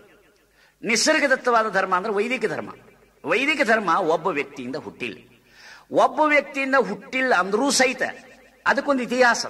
ವೇದಗಳಿಂದ ಈ ಧರ್ಮ ಬಂದದ. ವೇದಗಳ ಎಷ್ಟೇ ಪುರಾತನ ಅಂದ್ರೂ ಸಹಿತ 5,000 6,000 ವರ್ಷದ ಆಚೆಗೆ ವೇದಗಳು ಹುಟ್ಟಿವಂತೆ ಯಾರು ಹೇಳಕ್ ಸಿದ್ಧ ಮಾಡಕ್ ಸಾಧ್ಯ ಇಲ್ಲ. 5,000 ವರ್ಷಗಳಿಂದ ಈಚೆಗೆ ವೇದಗಳು ಹುಟ್ಟಿದವ. ವೇದಗಳಲ್ಲಿ ಬೇರೆ ಬೇರೆ ಋಷಿಗಳು ಹೇಳಿರ್ತಕ್ಕಂಥ ಸಿದ್ಧಾಂತ ತತ್ವಗಳಿಂದ ಒಂದು ಧರ್ಮ ರೂಪುಗೊಳ್ಳುತ್ತದೆ. ಆ ಧರ್ಮಕ್ಕೆ ನಿಸರ್ಗ ಧರ್ಮ ಅಂತಾರ, ಅದೇ ವೈದಿಕ ಧರ್ಮ. ಆದ್ರೆ ಪ್ರಾಫಿಟಿಕ್ ರಿಲಿಜನ್ಸ್, ಪ್ರವಾದಿ ಧರ್ಮಗಳಂದ್ರೆ ಏನೋ ಒಬ್ಬ ಪ್ರವಾದಿಯಿಂದಲೇ ಹುಟ್ಟತಕ್ಕಂಥ, ಒಬ್ಬ ಮಹಾಪುರುಷನಿಂದ ಹುಟ್ಟಿರ್ತಕ್ಕಂಥ ಧರ್ಮಗಳಿಗೆ ಅವಕ್ಕೇನಂತಾರ? ಸುಧಾರಣಾ ಧರ್ಮಗಳು ಅಥವಾ ಪ್ರವಾದಿ ಧರ್ಮಗಳು, ಪ್ರಾಫಿಟಿಕ್ ರಿಲಿಜನ್ಸ್ ಅಂತ. ಯೇಸು ಕ್ರಿಸ್ತನಿಂದ ಕ್ರಿಶ್ಚಿಯನ್ ಧರ್ಮ ಹುಟ್ಟೈತಿ, ಮೊಹಮ್ಮದ್ ಪೈಗಂಬರ್ನಿಂದ ಮಹಮ್ಮದೀಯ ಧರ್ಮ ಹುಟ್ಟೈತಿ, ಇಸ್ಲಾಂ ಧರ್ಮ ಹುಟ್ಟೈತಿ, ಗುರು ನಾನಕನಿಂದ ಸಿಖ್ ಧರ್ಮ ಹುಟ್ಟೈತಿ, ಬೌದ್ಧನಿಂದ ಬೌದ್ಧ ಧರ್ಮ ಹುಟ್ಟೈತಿ. ಈ ರೀತಿಯಲ್ಲಿ ಈ ಧರ್ಮಗಳು ಹೆಂಗ್ ಪ್ರಾಫಿಟಿಕ್ ರಿಲಿಜನ್ಸ್ ಅಂತ ಒಬ್ಬ ಪ್ರವಾದಿಯನ್ನ ಮನ್ನಿಸ್ತವೆ, ಒಬ್ಬ ಪ್ರವಾದಿಯಿಂದ ಹೆಂಗ ಧರ್ಮಗಳು ಹುಟ್ಟ್ಯಾವ, ಅದೇ ರೀತಿಯಲ್ಲಿ ಅದಕ್ಕಿಂತಲೂ ಅರ್ಥವತ್ತಾಗಿ, ಅದಕ್ಕಿಂತಲೂ ಸುಂದರವಾಗಿ ಈ ಬಸವಣ್ಣ ಅನ್ನುವಂಥ ಮಹಾಪ್ರವಾದಿ ಅವನಿಂದ ಹುಟ್ಟಿರ್ತಕ್ಕಂಥ ಧರ್ಮವೇ ಅದು ಬಸವ ಧರ್ಮ, ಅದು ಲಿಂಗವಂತ ಧರ್ಮ, ಅದು ಶರಣ ಧರ್ಮ, ಅದು ವಚನ ಧರ್ಮ ಅಂತ ತಿಳ್ಕೋಬೇಕು. ಅದಕ್ಕಾಗಿ ಈ ಸಿದ್ಧಾಂತ ಶಿಖಾಮಣಿಯಲ್ಲಿ ಹಿಂಗ್ ಷಟಸ್ಥಲ ಐತಿ. ಇದು ಬಸವಣ್ಣಕ್ಕಿಂತಲೂ ಪೂರ್ವದಲ್ಲಿ ಗ್ರಂಥ. ಅದಕ್ಕಾಗಿ ಬಸವಣ್ಣನಿಗೆ ಗುರುತ್ವ ಕೊಡಬಾರದು, ಬಸವಣ್ಣ ಮೂಲ ಗುರು ಅಲ್ಲ ಅಂತಕ್ಕಂಥದ್ದೇನು ಒಂದು ವಾದದ, ಅದು ಜನರ ದಿಶಾ ಭೂಲು ಮಾಡಲಿಕ್ಕೆ, ಜನರಲ್ಲಿ ಬಸವಣ್ಣನ ಭಕ್ತಿಯನ್ನ ಶ್ರದ್ಧೆಯನ್ನ ಅದನ್ನು ಕೆಡಿಸಲಿಕ್ಕೆ ಹೂಡಿರ್ತಕ್ಕಂಥ ಒಂದು ಕುತಂತ್ರ ಇದೆ. ಅದಕ್ಕಾಗಿ ಒಂದು ಮಾತನ್ನ ನಿಮ್ಗೆ ಹೇಳ್ತೀನಿ. 17ನೇ ಶತಮಾನದಲ್ಲಿ ವೀರಶೈವ ಚಿಂತಾಮಣಿ ಅಂತಕ್ಕಂಥ ಒಂದು ಪುಸ್ತಕ ಬಂದದ. ಅದನ್ನ ಬರೆದವರು ಮಹಾದೇವ ಯೋಗಿ. ಆ ಮಹಾದೇವ ಯೋಗಿ ಏನ್ ಮಾಡ್ಯಾನಪ್ಪ ಅಂತಂದ್ರೆ, ಸುಮಾರು 3/4 ಭಾಗ ಸಂಸ್ಕೃತ ಶ್ಲೋಕಗಳನ್ನ ತೆಗೆದುಕೊಂಡು ರಾಮಾಯಣ ಮಹಾಭಾರತ ಇತ್ಯಾದಿ ಬೇರೆ ಬೇರೆ ಬೇರೆ ಇರತಕ್ಕಂಥ ಸಂಸ್ಕೃತದ ಮೂಲಗಳಿಂದಲೂ ಸಹಿತ ಶ್ಲೋಕಗಳನ್ನ ತೆಗೆದುಕೊಂಡಾನ. ಮತ್ತು ಸುಮಾರು 1/4 ಭಾಗ ವಚನಗಳನ್ನು ತೆಗೆದುಕೊಂಡಾನ. ಅಂದ್ರೆ 3/4 ಸಂಸ್ಕೃತ, 1/4 ವಚನ.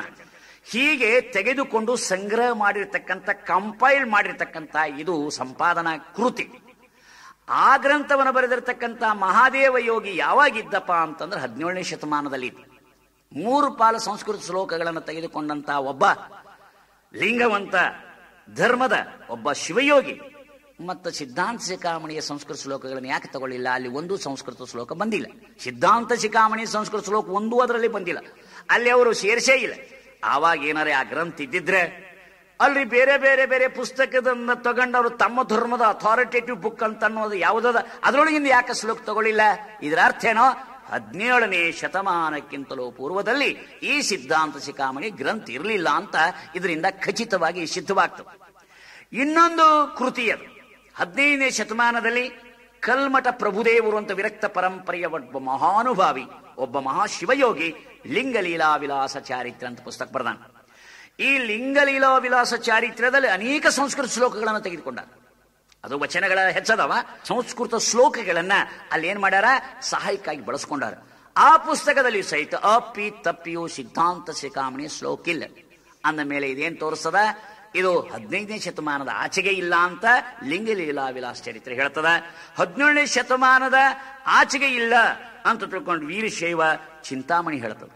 ಅಂದ ಮೇಲೆ ಸಿದ್ಧಾಂತ ಶಿಖಾಮಣಿ ಯಾವ ಕಾಲದಲ್ಲಿ ಹುಟ್ಟಿತು ಅನ್ನೋದಕ್ಕೆ ಇವತ್ತು ಪಂಡಿತರು ಖಚಿತವಾಗಿ ಒಂದು ಅಭಿಪ್ರಾಯಕ್ಕೆ ಬಂದಾರ. ಅದು 19ನೇ ಶತಮಾನದ ಮಧ್ಯಭಾಗದಲ್ಲಿ ಸುಮಾರು 1830ರಿಂದ 40ರಲ್ಲಿ ಈ ಗ್ರಂಥ ಹುಟ್ಟಿದೆ. ಇದನ್ನು ಬರೆದವರು ಶಿವಯೋಗಿ ಶಿವಾಚಾರ್ಯ ಅಂತಕ್ಕಂಥ ಮಾತನ್ನ ಪಂಡಿತರು, ಇವತ್ತ ಯೂನಿವರ್ಸಿಟಿ ಪ್ರೊಫೆಸರು, ಸ್ಕಾಲರ್ಸು ಇದನ್ನು ಸಿದ್ಧ ಮಾಡಿದ್ದಾರೆ. ಆದ್ದರಿಂದ ಸಿದ್ಧಾಂತ ಶಿಖಾಮಣಿ ಗ್ರಂಥವನ್ನು ತೆಗೆದುಕೊಂಡು ಅದರ ಹಂಗಿತ್ತು ಆವಾಗಿತ್ತು ಅಂತ ತಿಳ್ಕೊಂಡು ಹೇಳಿ ಒಬ್ರು ಏನ್ ಮಾಡ್ತಾರಂತಂದ್ರೆ, ಒಂದು ತಪ್ಪು ಮಾಡಕ್ ಹೋಗಿ ಇನ್ನೊಂದೇನೋ ತಪ್ಪು ಮಾಡ್ತಾರೆ. 3 ಕೋಟಿ ಲಿಂಗಗಳನ್ನು ಪ್ರತಿಷ್ಠಾಪನ ಮಾಡಿದರೆ ಸ್ಥಾವರ ಲಿಂಗ ಆಯಿತು. ಅವನು ಶೈವ ಗುರು ಆಗ್ತಾನೆ, ಅವನೇ ಹಂಗೆ ಲಿಂಗವಂತ ಗುರು ಆಗ್ತಾನಂತ ವಾದ ಮಾಡ್ತಾರಂತ ತಿಳ್ಕೊಂಡು ಒಬ್ರು ಪಂಡಿತರು, ಮಹಾದೀಡ್ ಪಂಡಿತರು ಏನ್ ಮಾಡಿದ್ರು, 3 ಕೋಟಿ ಲಿಂಗಗಳನ್ನ ಪ್ರತಿಷ್ಠಾಪನ ಮಾಡಲಿಲ್ಲ ನೆಲದಲ್ಲಿ, ಭೂಮಿಯಲ್ಲಿ. ಅವರು 3 ಕೋಟಿ ಜನರ ಎದೆಯ ಮೇಲೆ ಇಷ್ಟಲಿಂಗವನ್ನ ಪ್ರತಿಷ್ಠಾಪನ ಮಾಡಿದ್ರು ಅಂತ ಬರೆದಾರ. ಇವ್ರು ಎಂತ ಪಂಡಿತರಿರ್ಬೇಕು ಅಲ್ಲ.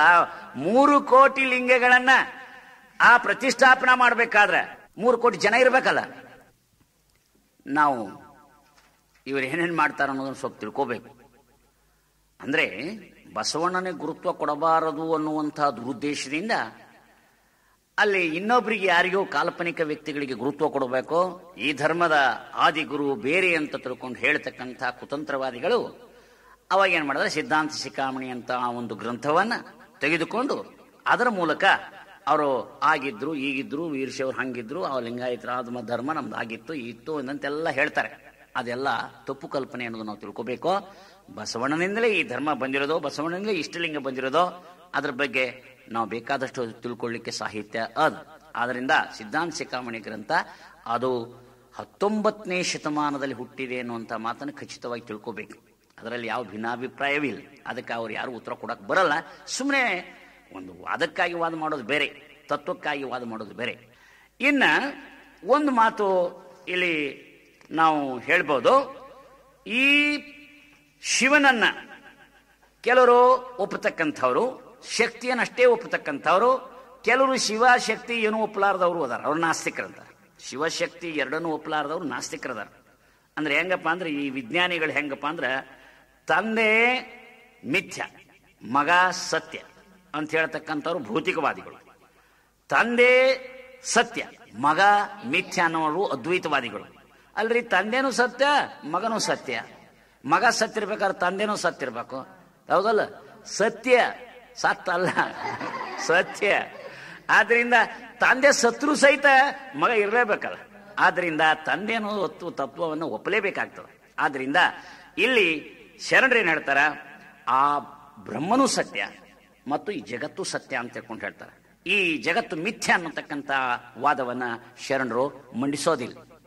ಅದ್ವೈತಿಗಳು ಏನ್ ಮಾಡ್ತಾರೆ, ಬ್ರಹ್ಮ ಒಂದೇ ಸತ್ಯ, ಜಗತ್ತು ಮಿಥ್ಯ ಅಂತ ಹೇಳ್ತಾರೆ. ಈ ಜೀವರುಗಳು ಸಹಿತ ಮಿಥ್ಯ ಅನ್ನುವಂಥ ಮಾತನ್ನ ಅವ್ರು ಹೇಳ್ತಾರೆ. ಆದ್ರೆ ಜೀವರುಗಳು ಮಿಥ್ಯ ಅಂತ ಹೇಳಿಕ್ ಬರೋಲ್ಲ, ಈ ಜಗತ್ತು ಮಿಥ್ಯ ಅಂತ ಹೇಳಿಕ್ ಬರೋದಿಲ್ಲ, ವಿಜ್ಞಾನದನ್ನು ಒಪ್ಪೋದಿಲ್ಲ. ದ್ವೈತಿಗಳು ಈ ಪಂಚಭೇದಗಳನ್ನ ಬಹಳ ಶಾಸ್ತ್ರೋಕ್ತವಾಗಿ ಅನುಭವಪೂರ್ವ ಹೇಳ್ತಾರ. ಅದನ್ನ ನಮ್ಮ ಶರಣರು ಒಪ್ತಾರೆ. ಶರಣರು ಒಪ್ಪತಕ್ಕಂಥ ಮಾತೇ ಅದು. ಜೀವ ಜೀವರಲ್ಲಿ ಭೇದ, ಜೀವ ಈಶ್ವರರಲ್ಲಿ ಭೇದ, ಜೀವ ಜಡದಲ್ಲಿ ಭೇದ, ಜಡ ಜಡದಲ್ಲಿ ಭೇದ, ಜಡ ಈಶ್ವರರ ಭೇದ. ಹೆಂಗದ ಅಂತ ನಾವು ತಿಳ್ಕೊಳ್ಳೋಣ. ಈ ಜೀವರುಗಳೆಲ್ಲ ಒಂದೇ ಅಂತ ತಿಳ್ಕೊಂಡು ಇವ್ರು ಹೇಳ್ತಾರಲ್ಲ, ಬ್ರಹ್ಮ ಜೀವ ಏನು ವ್ಯತ್ಯಾಸ ಇಲ್ಲ ಅಂತ ಹೇಳ್ತಾರಲ್ಲ, ಈ ಒಂದು ವಾದವನ್ನು ಮಂಡಿಸಿದ್ರೆ ಅದಕ್ಕೆ ಉತ್ತರ ಕೊಡ್ಬೇಕಾಗತ್ತ. ಹೆಂಗ ಜೀವ ಜೀವರಲ್ಲಿ ಭೇದ ಹೆಂಗ ಅದನ್ನ, ಸುಖ ದುಃಖಗಳು ಬೇರೆ ಬೇರೆ ಆಗಿದಾವ. ಈಗ ನೀವು ನಗ್ತಾ ಇದ್ದೀರಿ ಪ್ರವಚನ ಕೇಳ್ತಾ, ಅವ್ರು ಇನ್ನೊಬ್ರು ಅಳ್ತಾ ಇರ್ತಾರಲ್ಲ, ಅವ್ರ ಸಂಸಾರದ ಕೋಟಲಿಯಲ್ಲಿ ಕೆಸರಿನಲ್ಲಿ ಸಿಕ್ಕು ಕೆಲವರು ಅಳ್ತಿರ್ತಾರೆ. ನೀವು ಆ ಆನಂದದ ವಿಹಾರ ಮಾಡ್ತಿರ್ತೀರಿ, ಆಧ್ಯಾತ್ಮದ ದೋಣಿಯೊಳಗೆ ಕುಳಿತುಕೊಂಡು ವಿಹಾರ ಮಾಡ್ತಿರ್ತೀರಿ, ನೀವು ಖುಷಿ ಪಡ್ತಿರ್ತೀರಿ, ಸಂತೋಷ ಪಡ್ತಿರ್ತೀರಿ. ಅಣ್ಣ ತಮ್ಮನೇ ಇರ್ತಾನೆ. ಒಬ್ಬ ಅಣ್ಣ ಆಧ್ಯಾತ್ಮ ಜೀವಿ ಇರ್ತಾನೆ, ಒಳ್ಳೆ ಮನುಷ್ಯ ಇರ್ತಾನೆ, ಗುಣವಂತ ಇರ್ತಾನೆ, ಅವನು ಸಂಸಾರದಲ್ಲಿ ನೆಮ್ಮದಿಯಾಗಿ ಸಂತೋಷ ಪಡ್ತಾ ಇರ್ತಾನೆ.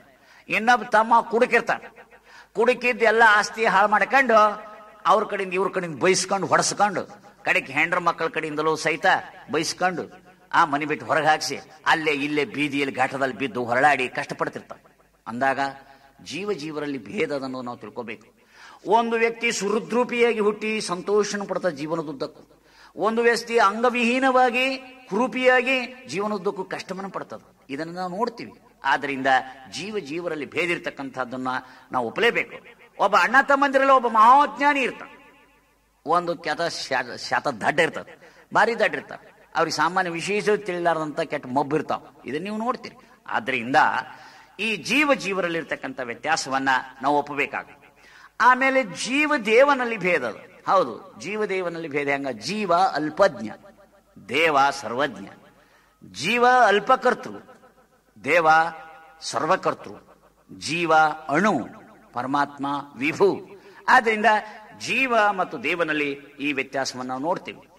ಆಮೇಲೆ ಜೀವ ಮತ್ತು ಜಡದಲ್ಲಿ ಭೇದ. ಏನು ಜೀವ ಜಡದಲ್ಲಿ ಭೇದ ಅಂದ್ರೆ, ಜೀವನಿಗೆ ಪ್ರಜ್ಞೆಯುಂಟು, ಜಡಕ್ಕೆ ಪ್ರಜ್ಞೆ ಇಲ್ಲ. ಜೀವ ಅರಿತು ಆನಂದ ಪಡ್ತದೆ, ಜಡ ಅರಿಯೋದಿಲ್ಲ, ಆನಂದನೂ ಪಡೋದಿಲ್ಲ. ಅರಿವಿದ್ರೆ ಆನಂದ, ತಿಳಿತಾ? ಅರಿವಿಲ್ಲದ್ರೆ ಆನಂದ ಇಲ್ಲವೇ ಇಲ್ಲ. ಆದ್ರಿಂದ ಎದಕ್ಕೆ ಅರಿವದ ಅದಕ್ಕೆ ಆನಂದ, ಎದಕ್ಕೆ ಅರಿವಿಲ್ಲ ಅದಕ್ಕೆ ಆನಂದ ಇಲ್ಲ. ಆದ್ರಿಂದ ಚೇತನ ಅರಿವು ಆನಂದಗಳಿಂದ ಕೂಡಿದ. ಅದಕ್ಕೆ ನಾವೇನೋ ಸತ್ ಚಿತ್ ಆನಂದ ಅಂತೇಳಿ. ಅದು ಸ್ವರೂಪ ಏನು? ನಾನು ಇರುತ್ತೇನೆ, ನಾನು ಪ್ರಕಾಶಿಸುತ್ತೇನೆ, ನಾನು ಆನಂದ ಸ್ವರೂಪ. ಅಸ್ಮಿ ಪ್ರಕಾಶೇನಂದಾಮಿ ಅಂತ ಶ್ರುತಿ ಹೇಳ್ತದೆ. ನಾನು ಇದ್ದೇನೆ, ನಾನು ಪ್ರಕಾಶಿಸುತ್ತೇನೆ, ಅಥವಾ ನಾನು ಅರಿಯುತ್ತೇನೆ ಮತ್ತು ನಾನು ಆನಂದಿಸುತ್ತೇನೆ ಅನ್ನುವಂಥ ಮಾತು. ಅದು ಸತ್ ಚಿತ್ ಆನಂದ, ಇದು ಜೀವನ ಸ್ವರೂಪ. ಇನ್ನೊಂದು ತಿಳ್ಕೊಬೇಕಿಲ್ಲ, ಒಂದು ಸ್ವಲ್ಪ ಹೇಳ್ತೀನಿ. Sat is not the quality of God, but it is the very nature of God. Chit is not the quality of God, it is the very nature of God. Ananda or bliss is not the quality of God, but is very nature of God. God is nothing but ಸಚ್ಚಿದಾನಂದ. ಜೀವಾತ್ಮ ಅಂದ್ರೆ ಅದು ಸತ್ ಚಿತ್ ಆನಂದ, ಗುಣ ಅಲ್ಲವು, ಏನೋ ಸ್ವರೂಪ. ಈ ಗುಣ ಮತ್ತು ಸ್ವರೂಪದ ವ್ಯತ್ಯಾಸ ಏನು ಅನ್ನೋದನ್ನ ನಾವು ತಿಳ್ಕೋಬಹುದು. ಈಗ ಇಲ್ಲೊಂದು ಬಟ್ಟೆಗೆ ಈ ಬಣ್ಣದ ಯಾವ ಬಣ್ಣ? ಕಾವಿ ಬಣ್ಣ. ಈ ಕಾವಿ ಬಣ್ಣ ಈ ಬಟ್ಟೆಯ ಗುಣ. ಆದ್ರೆ ಅಡ್ಡ ಉದ್ದ ಎಳೆಗಳದವಲ್ಲ, ಇವು ಬಟ್ಟೆಯ ಸ್ವರೂಪ. ಈ ಬಣ್ಣವನ್ನು ಬ್ಲೀಚ್ ಮಾಡಿ ತೆಗೆದು ಹಾಕ್ಬೋದು. ಆದ್ರೆ ಅಡ್ಡ ಉದ್ದ ಎಳೆಗಳನ್ನ ಕಿತ್ತಿ ಹಾಕಿದ್ರೆ ಆವಾಗ ಈ ಬಟ್ಟೆಯ ಅಸ್ತಿತ್ವವೇ ಇಲ್ಲ. ಹಾಗೆ ಅಡ್ಡ ಉದ್ದ ಎಳೆಗಳು ಬಟ್ಟೆಯ ಸ್ವರೂಪ ಹೇಗೆಯೋ ಹಾಗೆ ಸತ್ ಚಿತ್ ಆನಂದ ಅಂತಕ್ಕಂಥದ್ದು ಅದು ಜೀವಾತ್ಮನ ಅಥವಾ ಪರಮಾತ್ಮನ ಏನೋ ಸ್ವರೂಪ, ಗುಣ ಅಲ್ಲ. ಅದನ್ನು ತಿಳ್ಕೋಬೇಕು. ಅದಕ್ಕಾಗಿ ಜಡಕ್ಕೆ ಅರಿವಿಲ್ಲ, ಆನಂದಿಲ್ಲ, ಚೇತನಕ್ಕೆ ಅರಿವದ, ಆನಂದದ. ಆದ್ರಿಂದ ಚೇತನದಕ್ಕೂ ಮತ್ತು ಜಡಕ್ಕೂ ವ್ಯತ್ಯಾಸವನ್ನು ನಾವು ಗಮನಿಸಬಹುದು. ಇನ್ನು ಜಡದಲ್ಲಿ ಭೇದ ಅದು ಏನ್ರಿ? ಜಡದಲ್ಲಿ ಹೆಂಗ್ ಭೇದ ಅದ್ರಿ ಅಂತ ನೀವು ಕೇಳಬಹುದು. ಜಡ ಅಂದ್ರೆ ವಸ್ತುಗಳು ಯಾವುವು ಅಂದ್ರೆ ಪಂಚಭೂತಗಳು: ಪೃಥ್ವಿ, ಆಪ್, ತೇಜ್, ವಾಯು, ಆಕಾಶ. ಪೃಥ್ವಿಗೆ 5 ಗುಣಗಳದ. ಪೃಥ್ವಿಗೆ 5 ಗುಣ ಯಾವ್ಯಾವು? ಶಬ್ದ, ಸ್ಪರ್ಶ, ರೂಪ, ರಸ, ಗಂಧ. ಈ 5 ಗುಣಗಳದ. ಇದರಲ್ಲಿ ಪೃಥ್ವಿಯ ವಿಶೇಷ ಗುಣ ಯಾವುದು ಅಂದ್ರೆ ಗಂಧ. ಪೃಥ್ವಿಯ ವಿಶೇಷ ಗುಣ ಗಂಧ. ಆಮೇಲೆ ಜಲಕ್ಕೆ 4 ಗುಣ ಅದ. ಏನೋ? ಶಬ್ದ, ಸ್ಪರ್ಶ, ರೂಪ, ರಸ. ರಸ ಇದು ಜಲದ ವಿಶೇಷ ಗುಣ. ಆಮೇಲೆ ಅಗ್ನಿಗೆ 3 ಗುಣ ಅದ: ಶಬ್ದ, ಸ್ಪರ್ಶ, ರೂಪ. ರೂಪ ಅಗ್ನಿಯ ವಿಶೇಷ ಗುಣ. ಮತ್ತ ರಸ ಹೆಂಗದ ಅಂತ ತಿಳ್ಕೊಂಡು ಬೆಂಕಿ ನೆಕ್ಕಿಗಿಕ್ಕಿರೆಲ್ಲರೆ ಮತ್ತ ರಸ ಎಲ್ಲಿದ? ರಸ ಇಲ್ಲ ಅದಕ್ಕೆ, ತಿಳಿತಾ? ಅಗ್ನಿಗೆ 3 ಗುಣ. ವಾಯುವಿಗೆ 2 ಗುಣ: ಶಬ್ದ, ಸ್ಪರ್ಶ. ವಾಯುವಿನ ವಿಶೇಷ ಗುಣ ಯಾವುದು? ಸ್ಪರ್ಶ. ಆಮೇಲೆ ಆಕಾಶಕ್ಕೆ 1 ಗುಣ ಅದ, ಅದೇ 1 ಗುಣ ಶಬ್ದ ಅದರ ವಿಶೇಷ ಗುಣ. ಈ ಬೇರೆ ಬೇರೆ ಭೂತಗಳಿಗೆ ಬೇರೆ ಬೇರೆ ಗುಣಗಳಂದಂಗ ಆಯ್ತಲ್ಲ.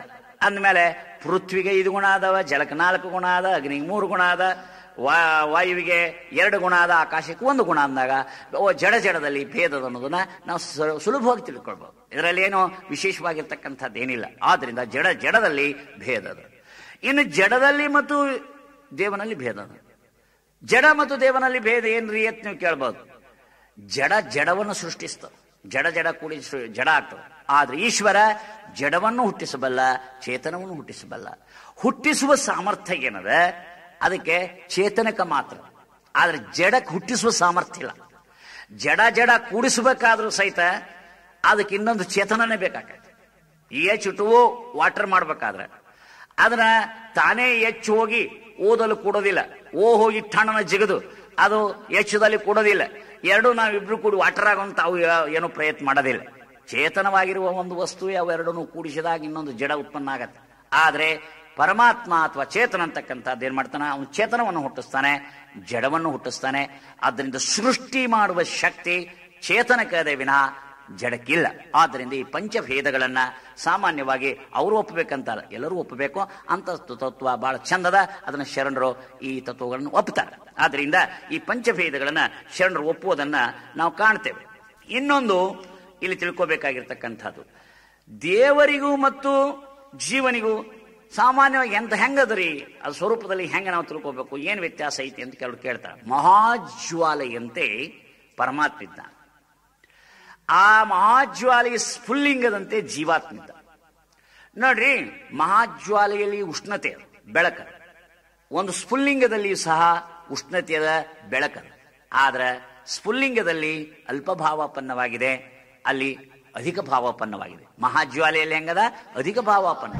ಹಾಗೆ ಪರಮಾತ್ಮನು ಸಚ್ಚಿದಾನಂದ, ನಾವು ಸಚ್ಚಿದಾನಂದ.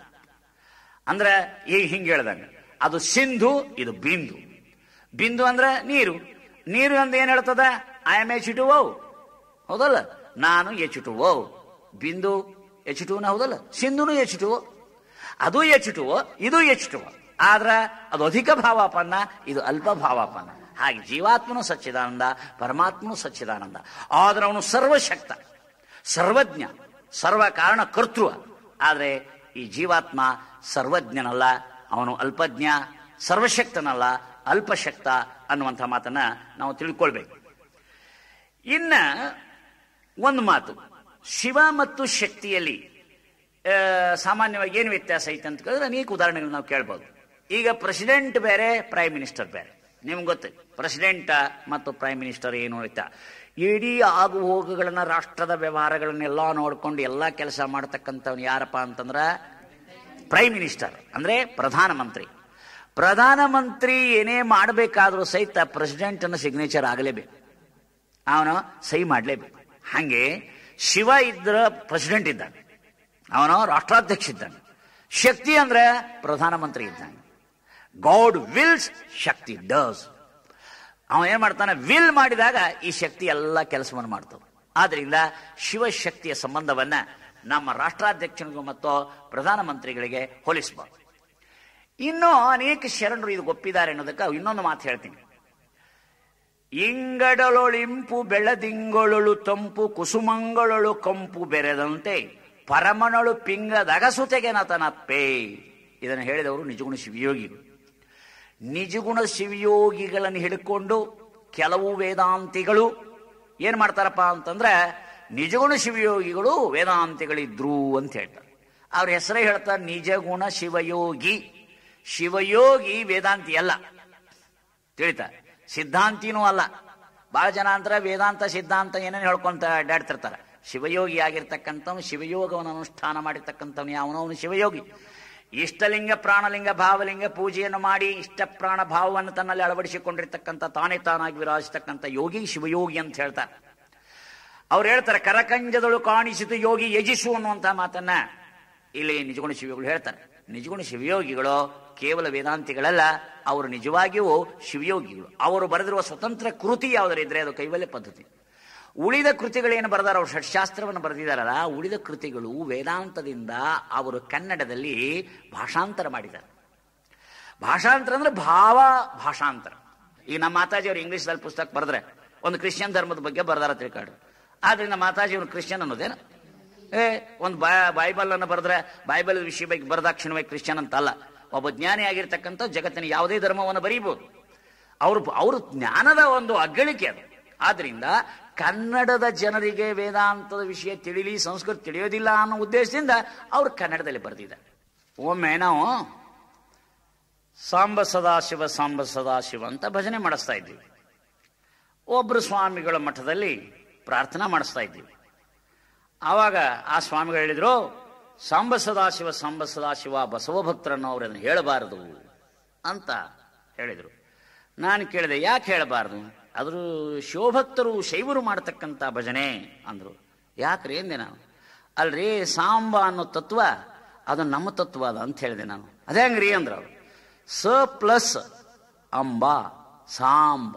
ಸಾಂಬ ಅಂದ್ರೇನು? ಶಕ್ತಿ ಸಮೇತನಾಗಿರ್ತಕ್ಕಂಥ, ಸದಾ ಯಾವಾಗಲೂ ಇರತಕ್ಕಂಥ, ಮಂಗಲಮೇನಾಗಿರ್ತಕ್ಕಂಥ ಸದಾಶಿವನು ಶಕ್ತಿ ವಿಶಿಷ್ಟನಾಗಿದ್ದಾನೆ ಅನ್ನುವಂಥ ತತ್ವವನ್ನೇ ನಾವು ಭಜನೆ ಮಾಡ್ತೀವಿ. ಆದ್ದರಿಂದ ಪರಾತ್ಪರ ವಸ್ತು ಪರಮಾತ್ಮನ ಭಜನೆ ಇದೇ ಯೋಗ್ಯ ಅಂತ.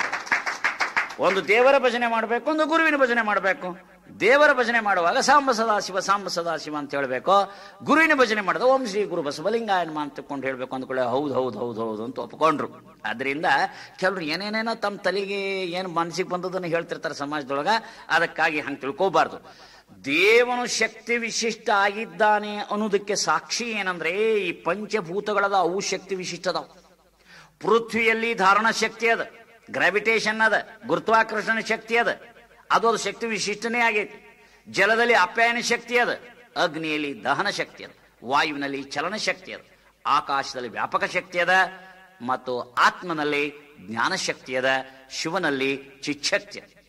ಅವನಲ್ಲಿ ಶಕ್ತಿ ಅದಂತ ತಿಳ್ಕೊಂಡು ಆ ಶಕ್ತಿ ಈ ಜಗತ್ತಿನಲ್ಲೆಲ್ಲ ಓತಪ್ರೋತವಾಗಿದೆ. ಇದನ್ನು ತಿಳ್ಕೋಬೇಕು. ಅದಕ್ಕೆ ಶಕ್ತಿ ತತ್ವವನ್ನ ಶರಣರು ಒಪ್ಪಿದ್ದಾರೆ, ಶರಣರು ಮನ್ನಿಸ್ತಾರೆ, ಜಗತ್ತಿನ ಮಾನವರೆಲ್ಲರೂ ಒಪ್ಪಬೇಕು. ಈ ಜಗತ್ತೇ ಶಕ್ತಿ ವಿಶಿಷ್ಟ ಆಗಿ ಕೂಡಿದೆ. ಜಗತ್ತಿನ ಪ್ರತಿಯೊಂದು ವಸ್ತು, ಪ್ರತಿಯೊಂದು ತತ್ವ ಶಕ್ತಿ ವಿಶಿಷ್ಟ ಆಗಿದೆ. ಇವ್ರು ಏನಾದ್ರು ವಿಜ್ಞಾನಿಗಳು ಎನರ್ಜಿ ಒಪ್ತಾರೆ, ಭೌತಿಕ ಎನರ್ಜಿ, ಮಟೀರಿಯಲ್ ಎನರ್ಜಿಯನ್ನು ಒಪ್ತಾರೆ ಅವರು. ಕಾಸ್ಮಿಕ್ ಎನರ್ಜಿ, ಕಾಸ್ಮಿಕ್ ಸೋಲ್, ನಾವು ಎರಡೂ ಒಪ್ತೀವಿ, cosmic soul and cosmic energy ಅಂತ. ಅವ್ರ ಎನರ್ಜಿ ಎಂತಪ್ಪ, ಅವ್ರ ಶಕ್ತಿ ಅಂತ ಜಡಶಕ್ತಿಯನ್ನು ಒಪ್ತಾರೆ. ಆದ್ರೆ ನಾವೇನು ಹೇಳ್ತೀವಿ, ಅದು ಚೈತನ್ಯ ಶಕ್ತಿ ಅಂತ ಹೇಳ್ತೀವಿ. ಆದ್ರಿಂದ ಶಕ್ತಿ ಒಪ್ಪಿದ್ರೆ ಶಕ್ತ ಇರಬೇಕು. ಶಕ್ತಿ ಇಂಪ್ಲಾಯ್ ಶಕ್ತ. ಆದ್ರಿಂದ ಆ ಶಕ್ತಿನಿಗೆ ನಾವು ಶಿವ ಅಂತೀವಿ, ಆ ಶಕ್ತಿಗೆ ಏನಂತೀವಿ, ಅದು ಶಕ್ತಿ, ಪರಾಶಕ್ತಿ, ಚಿಚ್ಛಕ್ತಿ ಅಂತ ಹೇಳ್ತೀವಿ.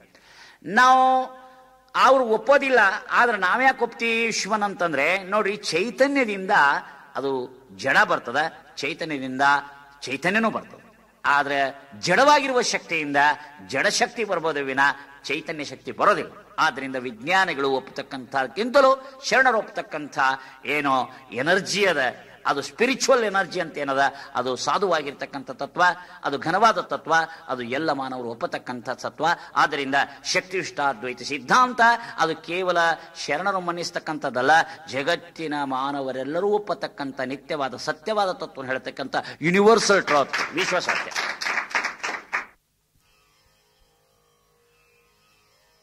ಓಂ ಶ್ರೀ ಗುರು ಬಸವಲಿಂಗಾಯ ನಮಃ. ಶರಣ ಬಂಧುಗಳೇ, ತಮ್ಮೆಲ್ಲರಿಗೆ ಶರಣು ಶರಣಾರ್ಥಿ. ತಾವು ಈವರೆಗೆ ಅಪೂರ್ವ ವಾಗ್ಮಿಗಳು, ಕ್ರಾಂತಿಕಾರಕ ಧರ್ಮ ಪ್ರಸಾರಕರು, ವಿಶ್ವಧರ್ಮ ಪ್ರವಚನಕಾರರು, ಧಾರವಾಡದ ಜಗನ್ಮಾತಾ ಅಕ್ಕಮಹಾದೇವಿ ಪೀಠದ ಸಂಸ್ಥಾಪಕರು, ಬೆಂಗಳೂರಿನ ವಿಶ್ವ ಕಲ್ಯಾಣ ಮಿಷನ್ ಚೇರ್ಮನ್ನರು, ಕೂಡಲ ಸಂಗಮದ ಬಸವಧರ್ಮ ಪೀಠಾಧ್ಯಕ್ಷರು ಆದ ಪ್ರವಚನ ಪಿತಾಮಹ ಪೂಜ್ಯ ಶ್ರೀ ಶ್ರೀ ಸದ್ಗುರು ಲಿಂಗಾನಂದ ಮಹಾಸ್ವಾಮಿಗಳವರ ಪ್ರವಚನವನ್ನು ಕೇಳಿದ್ದೀರಿ. ಕೂಡಲ ಸಂಗಮದ ಬಸವಧರ್ಮ ಪೀಠದ ವಿವಿಧ ಯೋಜನೆಗಳಿಗೆ ಜನರಿಂದ ಕಾಣಿಕೆಯನ್ನು ಸಂಗ್ರಹಿಸಲು ಪೂಜ್ಯರು ಈ ಧ್ವನಿ ಸುರುಳಿಗಳನ್ನು ಮಾಡಲು ಒಪ್ಪಿಗೆ ನೀಡಿದ್ದಾರೆ. ಆದ್ದರಿಂದ ತಾವು ಉದಾರ ಮನಸ್ಸಿನಿಂದ ನಿಮ್ಮ ಭಕ್ತಿಪೂರ್ವಕವಾದ ಕಾಣಿಕೆಯನ್ನು ನಾವು ಸೂಚಿಸುವ ವಿಳಾಸಕ್ಕೆ ಕಳಿಸಿಕೊಡಬೇಕಾಗಿ ಕೋರುತ್ತೇವೆ. ಬಸವಧರ್ಮ ಪೀಠ, ಮಹಾಮನೆ ಮಹಾಮಠ, ಕೂಡಲ ಸಂಗಮ, ತಾಲ್ಲೂಕ್ ಹುನಗುಂದ, ಜಿಲ್ಲಾ ಬಿಜಾಪುರ. ಇನ್ನೊಮ್ಮೆ ಕೇಳಿ: ಬಸವಧರ್ಮ ಪೀಠ, ಮಹಾಮನೆ ಮಹಾಮಠ, ಕೂಡಲ ಸಂಗಮ, ತಾಲ್ಲೂಕು ಹುನಗುಂದ, ಜಿಲ್ಲಾ ಬಿಜಾಪುರ. ವಿಶ್ವಗುರು ಮಂತ್ರಪುರುಷ ಬಸವಣ್ಣನವರು ತಮಗೆಲ್ಲ ಆಯುರಾರೋಗ್ಯ ಭಾಗ್ಯ ಸಕಲ ಸಂಪದವನ್ನು ನೀಡಲೆಂದು ಹೃತ್ಪೂರ್ವಕವಾಗಿ ಹಾರೈಸುತ್ತೇವೆ. ಜೈ ಗುರು ಬಸವೇಶ, ಹರ ಹರ ಮಹಾದೇವ್. विश्व गुरु बसवेश्वर महाराज की जय।